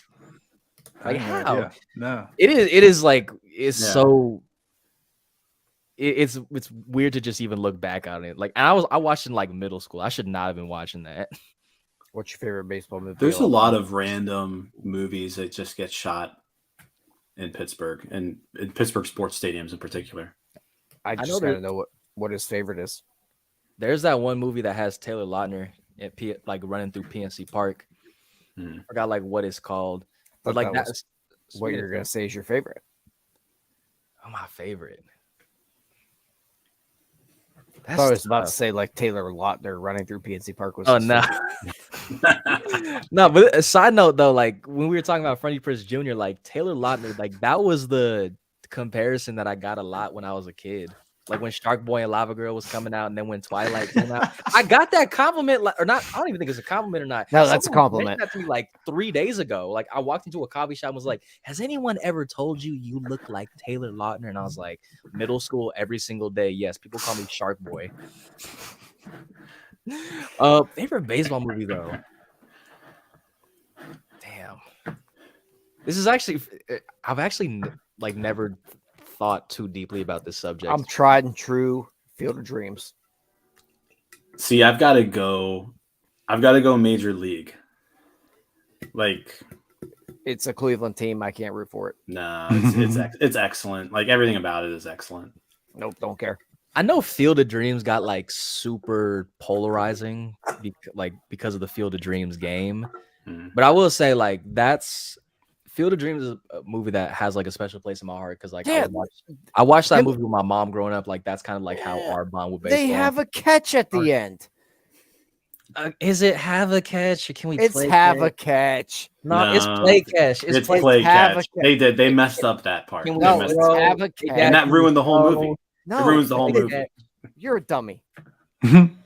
It's not have a catch. It's can we play catch or can we throw No. You wanna have something a else? catch? I No, love that love it. movie, but like right at the end, I'm just like, oh my god, No, it's not love it. have They a have a catch. Brings a And I tear to hate your that eye. we're gonna have to debate this every year ad infinitum for the Yeah. Field of Dreams game. No, it's have a catch. I feel like my favorite baseball movie might have to be Sandlot.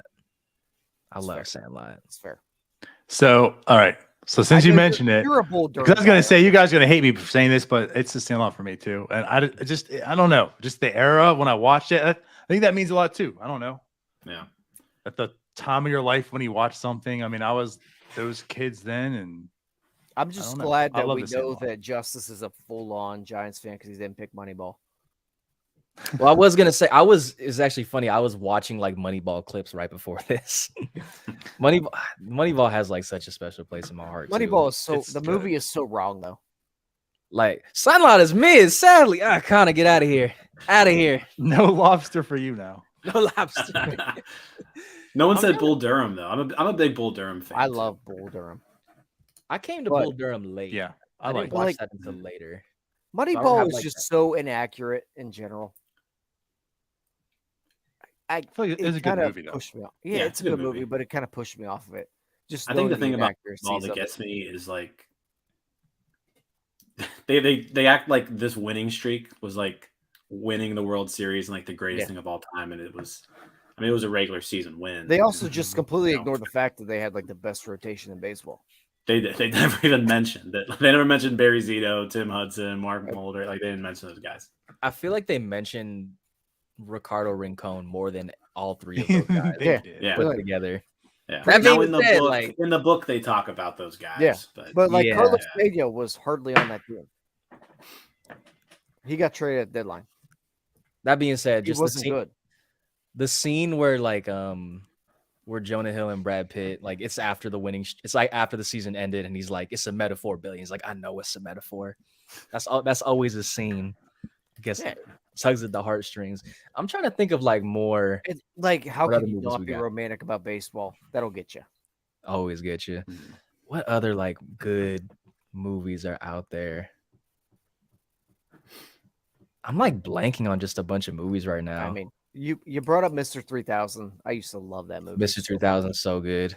There's another one about Roberto Clemente. I think it's like Chasing 3000 with Yeah, that's a good movie too. I teared up at the end of that one. it's a good movie. Yeah, Like yeah. it's very like low produced, but Yep, it's solid though.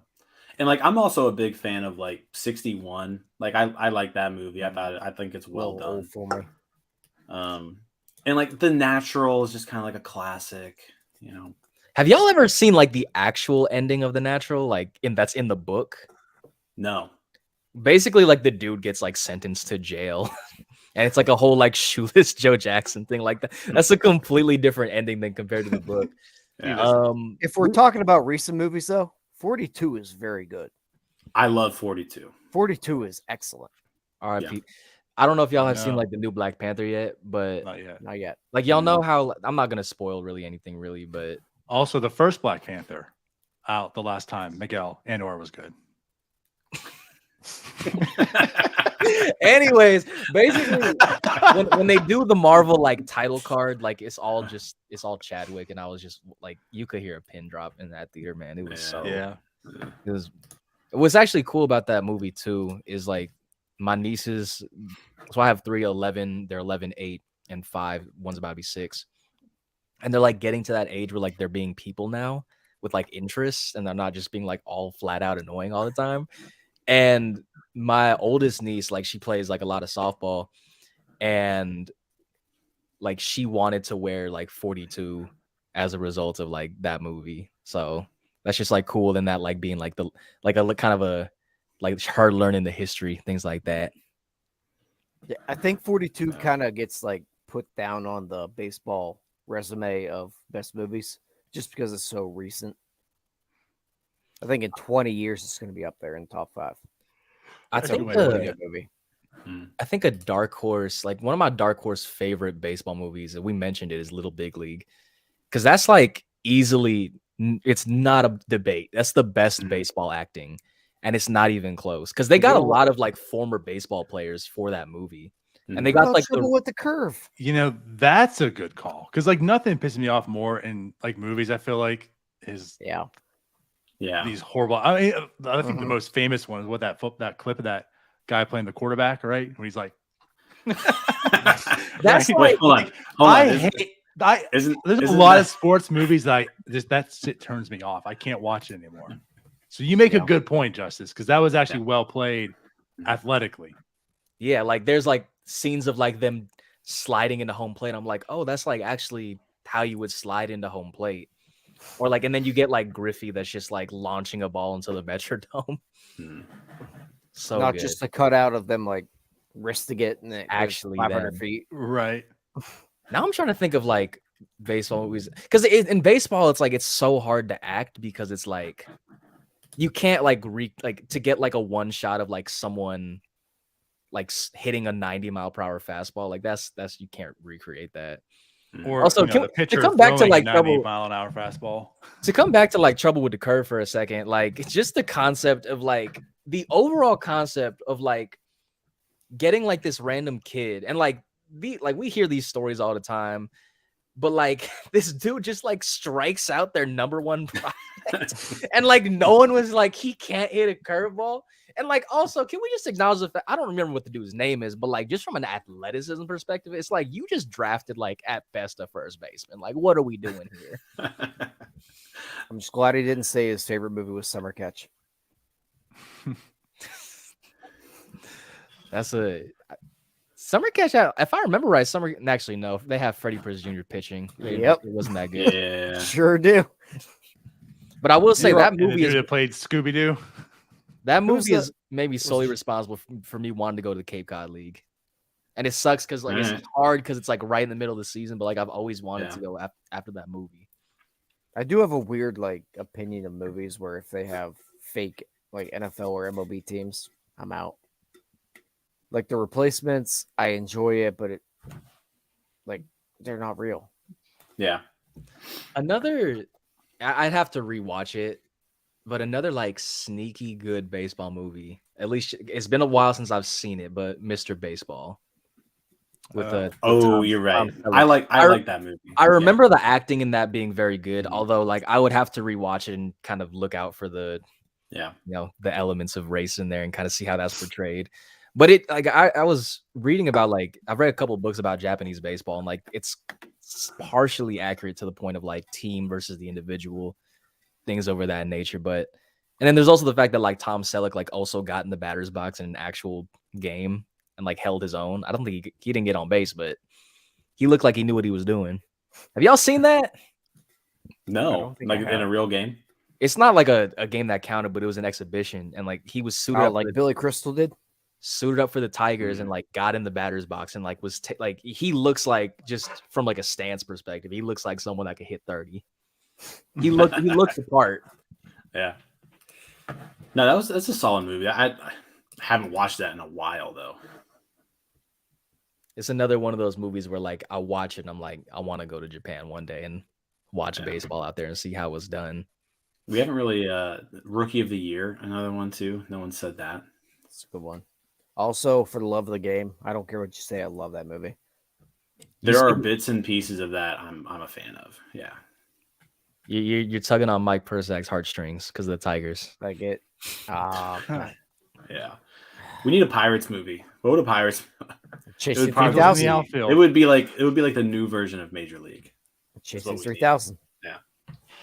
The original Angels in the Outfield. Angels in the Outfield, when you think about it, it's kind of like a really depressing movie.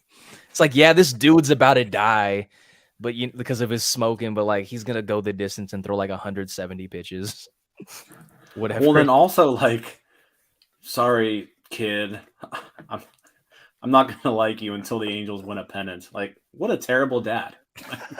Just like an awful father, this guy was. So, side story about that, right? For those that know, right, Ryan and I used to be in Orchard Nine, right? So Ryan left.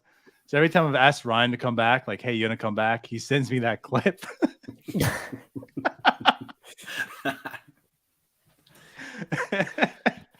Another movie that I'm remembering, I don't know if y'all ever seen it. It's called Mickey. This is a baseball movie. Y'all seen it? About like the Little League kid?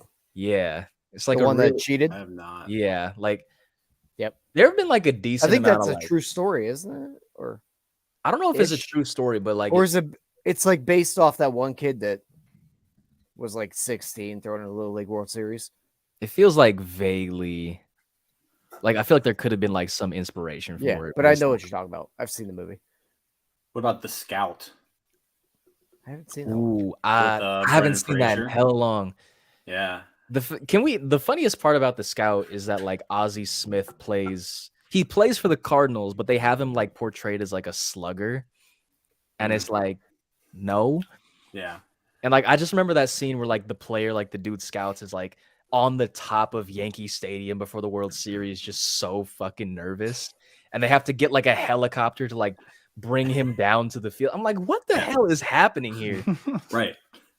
That's like, what if that happened in real one life? we left off that I think needs mention. Hardball. You talk about the little kid. RPG baby. Hardball. RPG baby.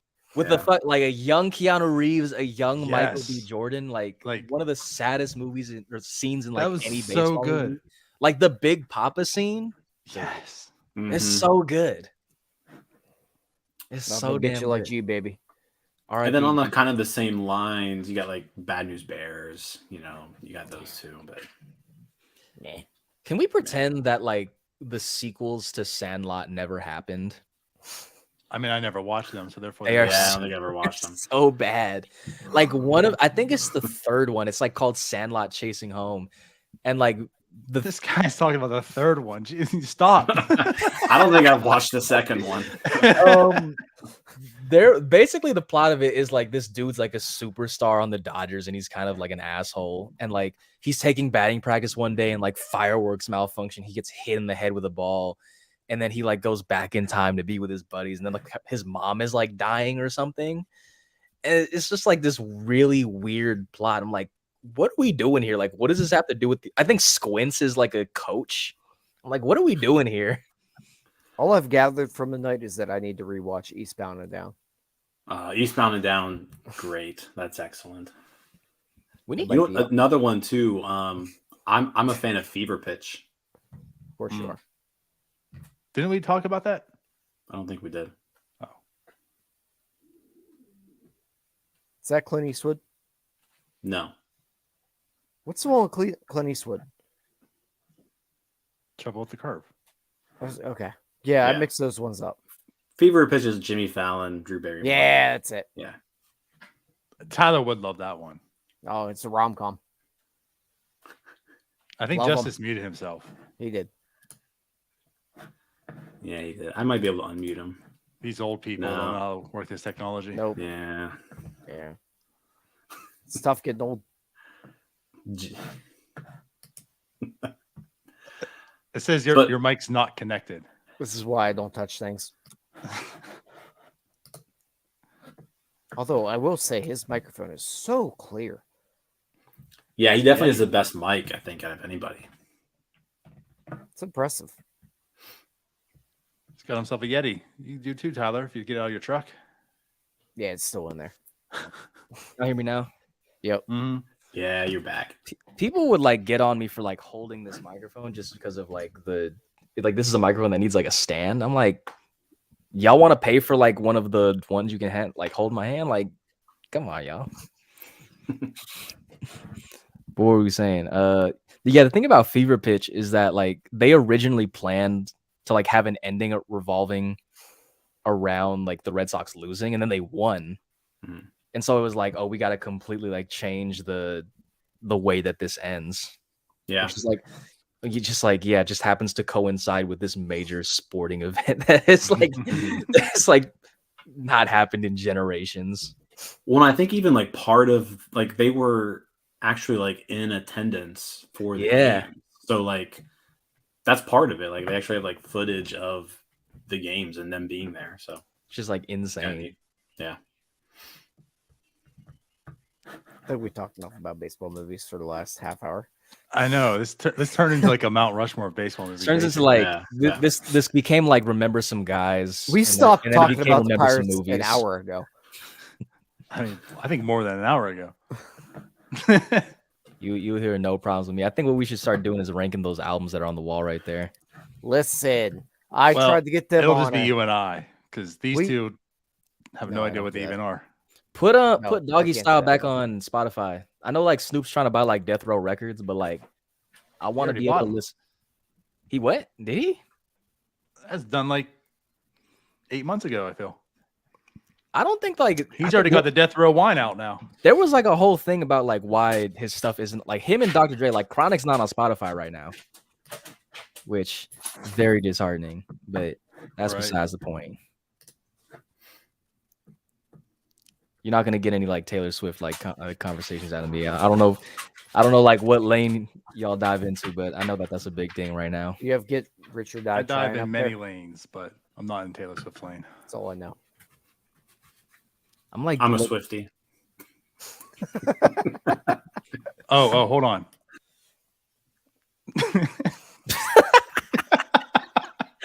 damn.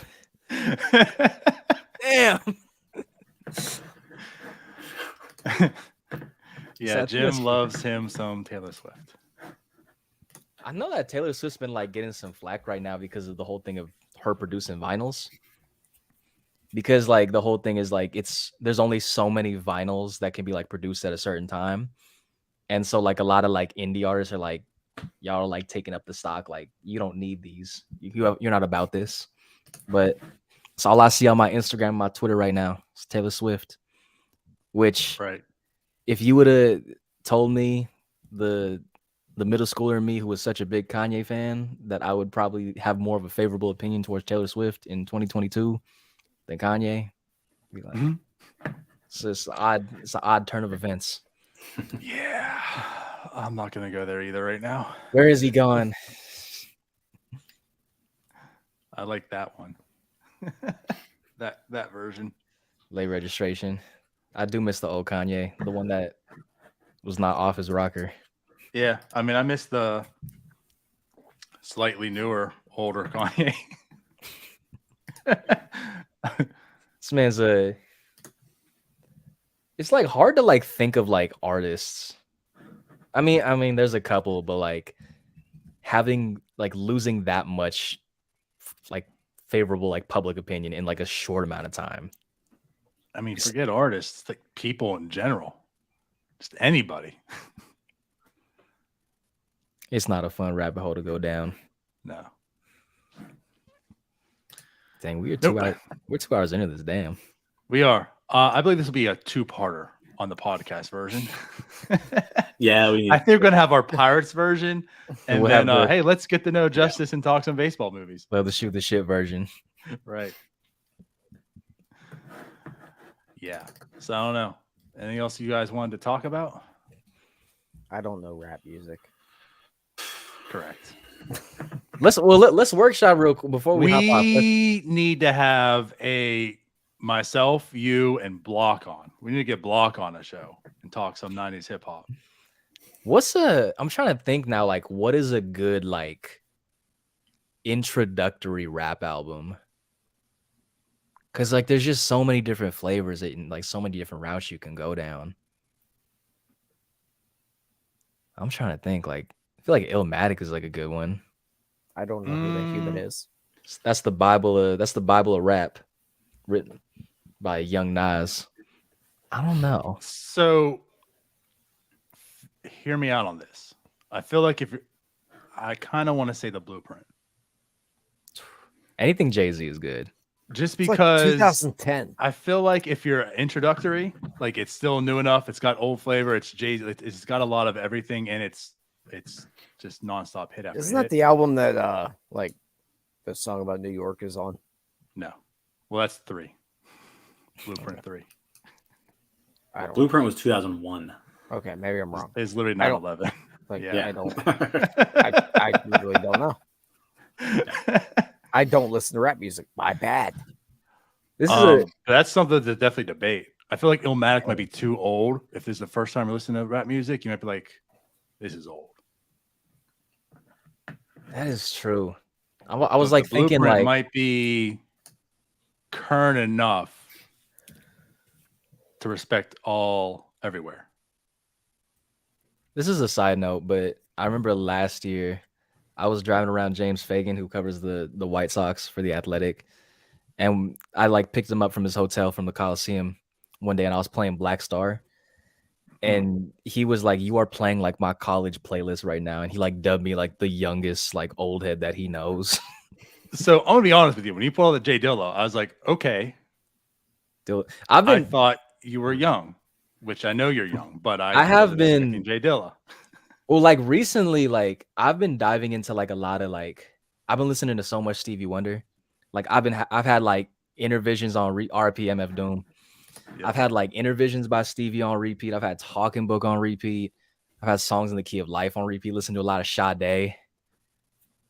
Like I'm trying to get like I'm trying to culture my nieces too, because like I'm picking them up from school and I'm like, what can I play y'all? Because I'm convinced like their generation just doesn't listen to music because they got like Instagram and TikTok and all that. So I got to culture them up.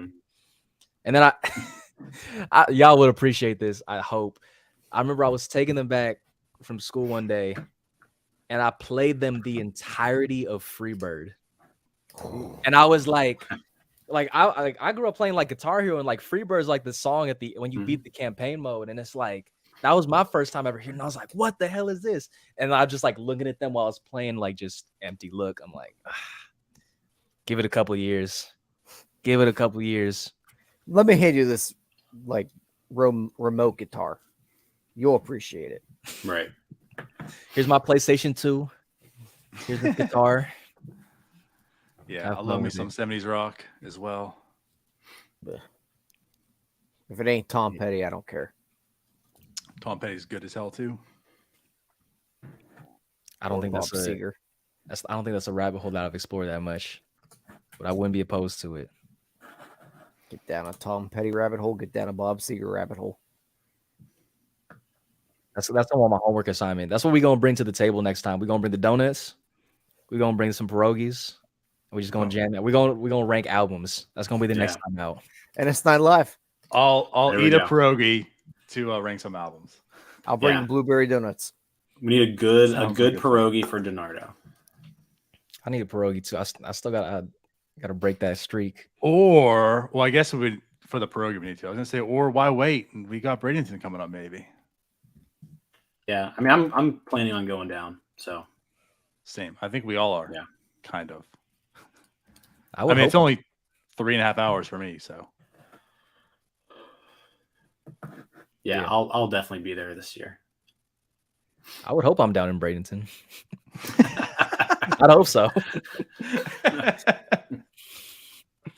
That was Bradenton was like it's an interesting place.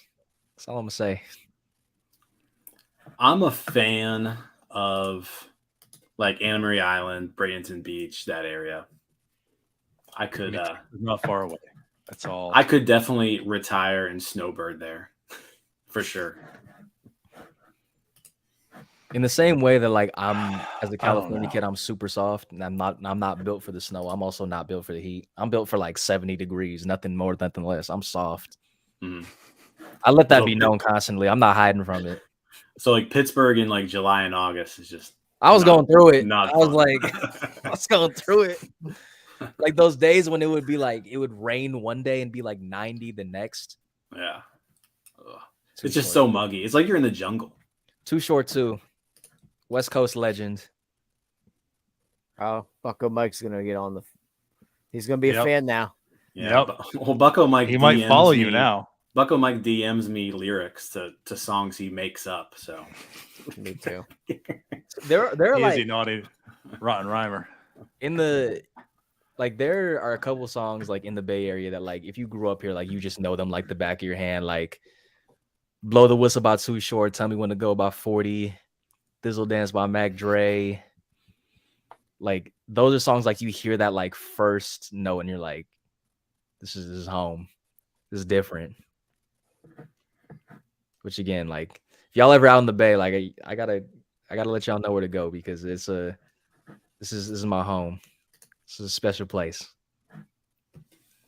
Make that happen. no, I was looking at the Pirates schedule next year, and I was like, one trip that would be cool would be like that Seattle, San Francisco swing. But I think I decided on LA, San Diego, that one. So Even LA, San do that Diego, next like year. if you go to Koreatown in LA, you Mhm. get some Korean food that'll change your life. I love Korean food too. You could Love probably you could get the Korean version of a pierogi, which I don't even know what that would translate to, but I mean every The daughter culture wouldn't got like one. it, so it doesn't matter. Every culture's Yeah. got one. I might. It probably made better. You're ridiculous. First thing I'm doing, I'm getting back is I'm going to a Penn. I'm trying to make it happen. Go to a Pens game with Alex. See what it's like to be a real Yinzer, and then have a pierogi. There you go. We gotta knock those boxes off. There it is. Have you some Beatles pizza? Haven't had it. We gotta knock that off too. You gotta knock. There's a off lot. cold Y'all gotta cheese. give me y'all gotta give me y'all recommendations. You because- gotta do the cold cheese pizza. No, you don't. Oh, I forgot about that. I do gotta do that. No, That you was don't one of have the to things- do. That was you don't one have of the to do things that. when I was driving. Nah, Like, you coming gotta do through, it. Like I knew that was a thing, and I completely forgot about that. So Yeah, I'm I don't un- even know where you could get it. I've never had it. I'm I have no down. idea where you could get It's it. so it's more like an Ohio Valley style pizza, but Pittsburgh kind of took it. And No, they Betos didn't. is the No yeah. one calls that Pittsburgh style pizza. It's not Yeah, a thing. It's I really know. not a thing. It's called Ohio Valley style pizza. Yeah, it's not a That's thing. Pittsburgh Clothing Company. Actually, Yeah, shout out. Just because like one place has pizza No, that serves wrong. cold cheese doesn't mean Wrong. it's a thing. Like It is a thing. doesn't No, it's- belong to a region. No, it is actually big. in It the is city. Ohio Valley. It is a thing. It's just it's not Like Pittsburgh. it's this way, like where I'm at towards Steubenville. It's big there. It's not Yep. big anywhere. This Okay. actually does You remind don't us. know. It's big there, I- which I is It's not. literally live It's here. really not. I'll It kinda guarantee is. it's not big there. I guarantee it is. You I've dummy. never been there, but I bet it's not big there because it's I such a bet you it stupid is. idea. I literally live here. It You is a live stupid in- idea. You live in Louisville, Kentucky. You know nothing about pizza. No, that's the one food that we're not great at. Correct. You're not good at anything. You're in Louisville. You create running quarterbacks. That's it. Bourbon, And number 1 draft picks. bourbon. Man, There you number go, 32 bourbon. overall, but I have the one. I guess we could like this could be like a good place to like end off on is when they created like when New Era made those hats Oh, about like the God. regional food. I don't I remember in the Bay it was like sushi, and I was like, I guess, but like especially for the Giants, it's like garlic fries are right there. But what was the food they put on the cap for Pittsburgh? it was a pierogi, It wasn't it? was a pierogi, but it looked like I don't know. It didn't really look like. It almost looked like a dumpling, which I mean, pierogies that can makes kinda look sense. like one. Bring But it those was- hats back. Yeah, no, they're I feel like they're every new awful hats. is like Bring been those hats terrible. back. I love Yeah, them. New Era hasn't come out with good stuff in a while. I remember seeing one of those hats in the wild, and I wanted to ask the person to take a picture of it. I was like, "This is amazing." This is like a. Well, did you this is see an the new ones with like the animals? It's got like a deer on it. I think I have. I remember seeing the It's one with so like the bad. holes that were in the hats, and I was like, I understand, Bernard but was all about also, Yeah. but also, R.I.P. Virgil. R.I.P. Virgil. All right. Well, since we have talked about baseball in an hour and a half, Come for the Pirates baseball. Stay for conversations about things. we're gonna have to make some ongoing topics here. Thoughts with justice or something. Hey, if y'all But- bring me on, like I will just see like the happenings in my life. We'll have the book talk corner, we'll have the food corner, we'll have the rap corner. We'll just like make these. I'll should be I'll on lobster. for the food part. Yeah, it should be lobster. I like that. I like that. Should just do mukbangs. That's what we gotta make happen. There it is. But anyways, let's get out of here then. It's been 2 hours and 17 minutes. Yeah, definitely break this up into two. Remember when Tyler's like, I got to work tomorrow? Yeah, so it's been 2 hours and 17 minutes. Yeah. So I haven't anyways, worked in like a week. I'm just chilling. yeah. Justice, I do really appreciate you coming on. We'll have you Appreciate back y'all having on me. sometime, maybe before Alex. Maybe we'll have you back on before Alex comes on again. I gotta get some. Before you leave, just a true story to come out here too, because I saw Alex respond say it took him 6 months to come on. I want Wasn't it to 6 years? maybe that's right, 6 years. I want to set the record straight. I don't know if you know who Noah Hiles is. That's one of the first people I met when I came Okay. to Pittsburgh. So he and Alex like did podcasts together and stuff. So when it was just Ryan and I, we were gonna have Alex and Noah come on, and we are gonna play a game. And Alex didn't make it. It was just Noah. So Alex went 0 for 1. We invite Alex on the show again. It was Tyler and I, because of course Jim didn't make it like he normally doesn't. So it was Tyler, myself, and Alex. And guess who had to leave the show because there was a free agent signing of Taylor Cahill. It's It was Trevor Trevor Cahill. Cahill. Trevor Yeah. Cahill. So Alex went 0 for 2 right away. So I just want to let the record be known. You know, this guy just, he wasn't about it. You were about it. You shot your shot. You came on within 24 hours. Just asked on, done. Hey man, I'm trying to, I'm trying to get my candidacy up early. for that beef board of the year. I'm trying to get it up earlier. Yeah, I need that fanboy. Campaigning never stops. Campaign. Campaigning never next stops. week. You gotta There's get no that lobster. slot. Versac's gone. Me and Alex gonna duke it out. Yeah. But no, for real, appreciate you coming on. We'll have you on again sometime soon. We'll get out of here. Bye-bye. Yes, sir. Appreciate y'all. Scouts. See you guys.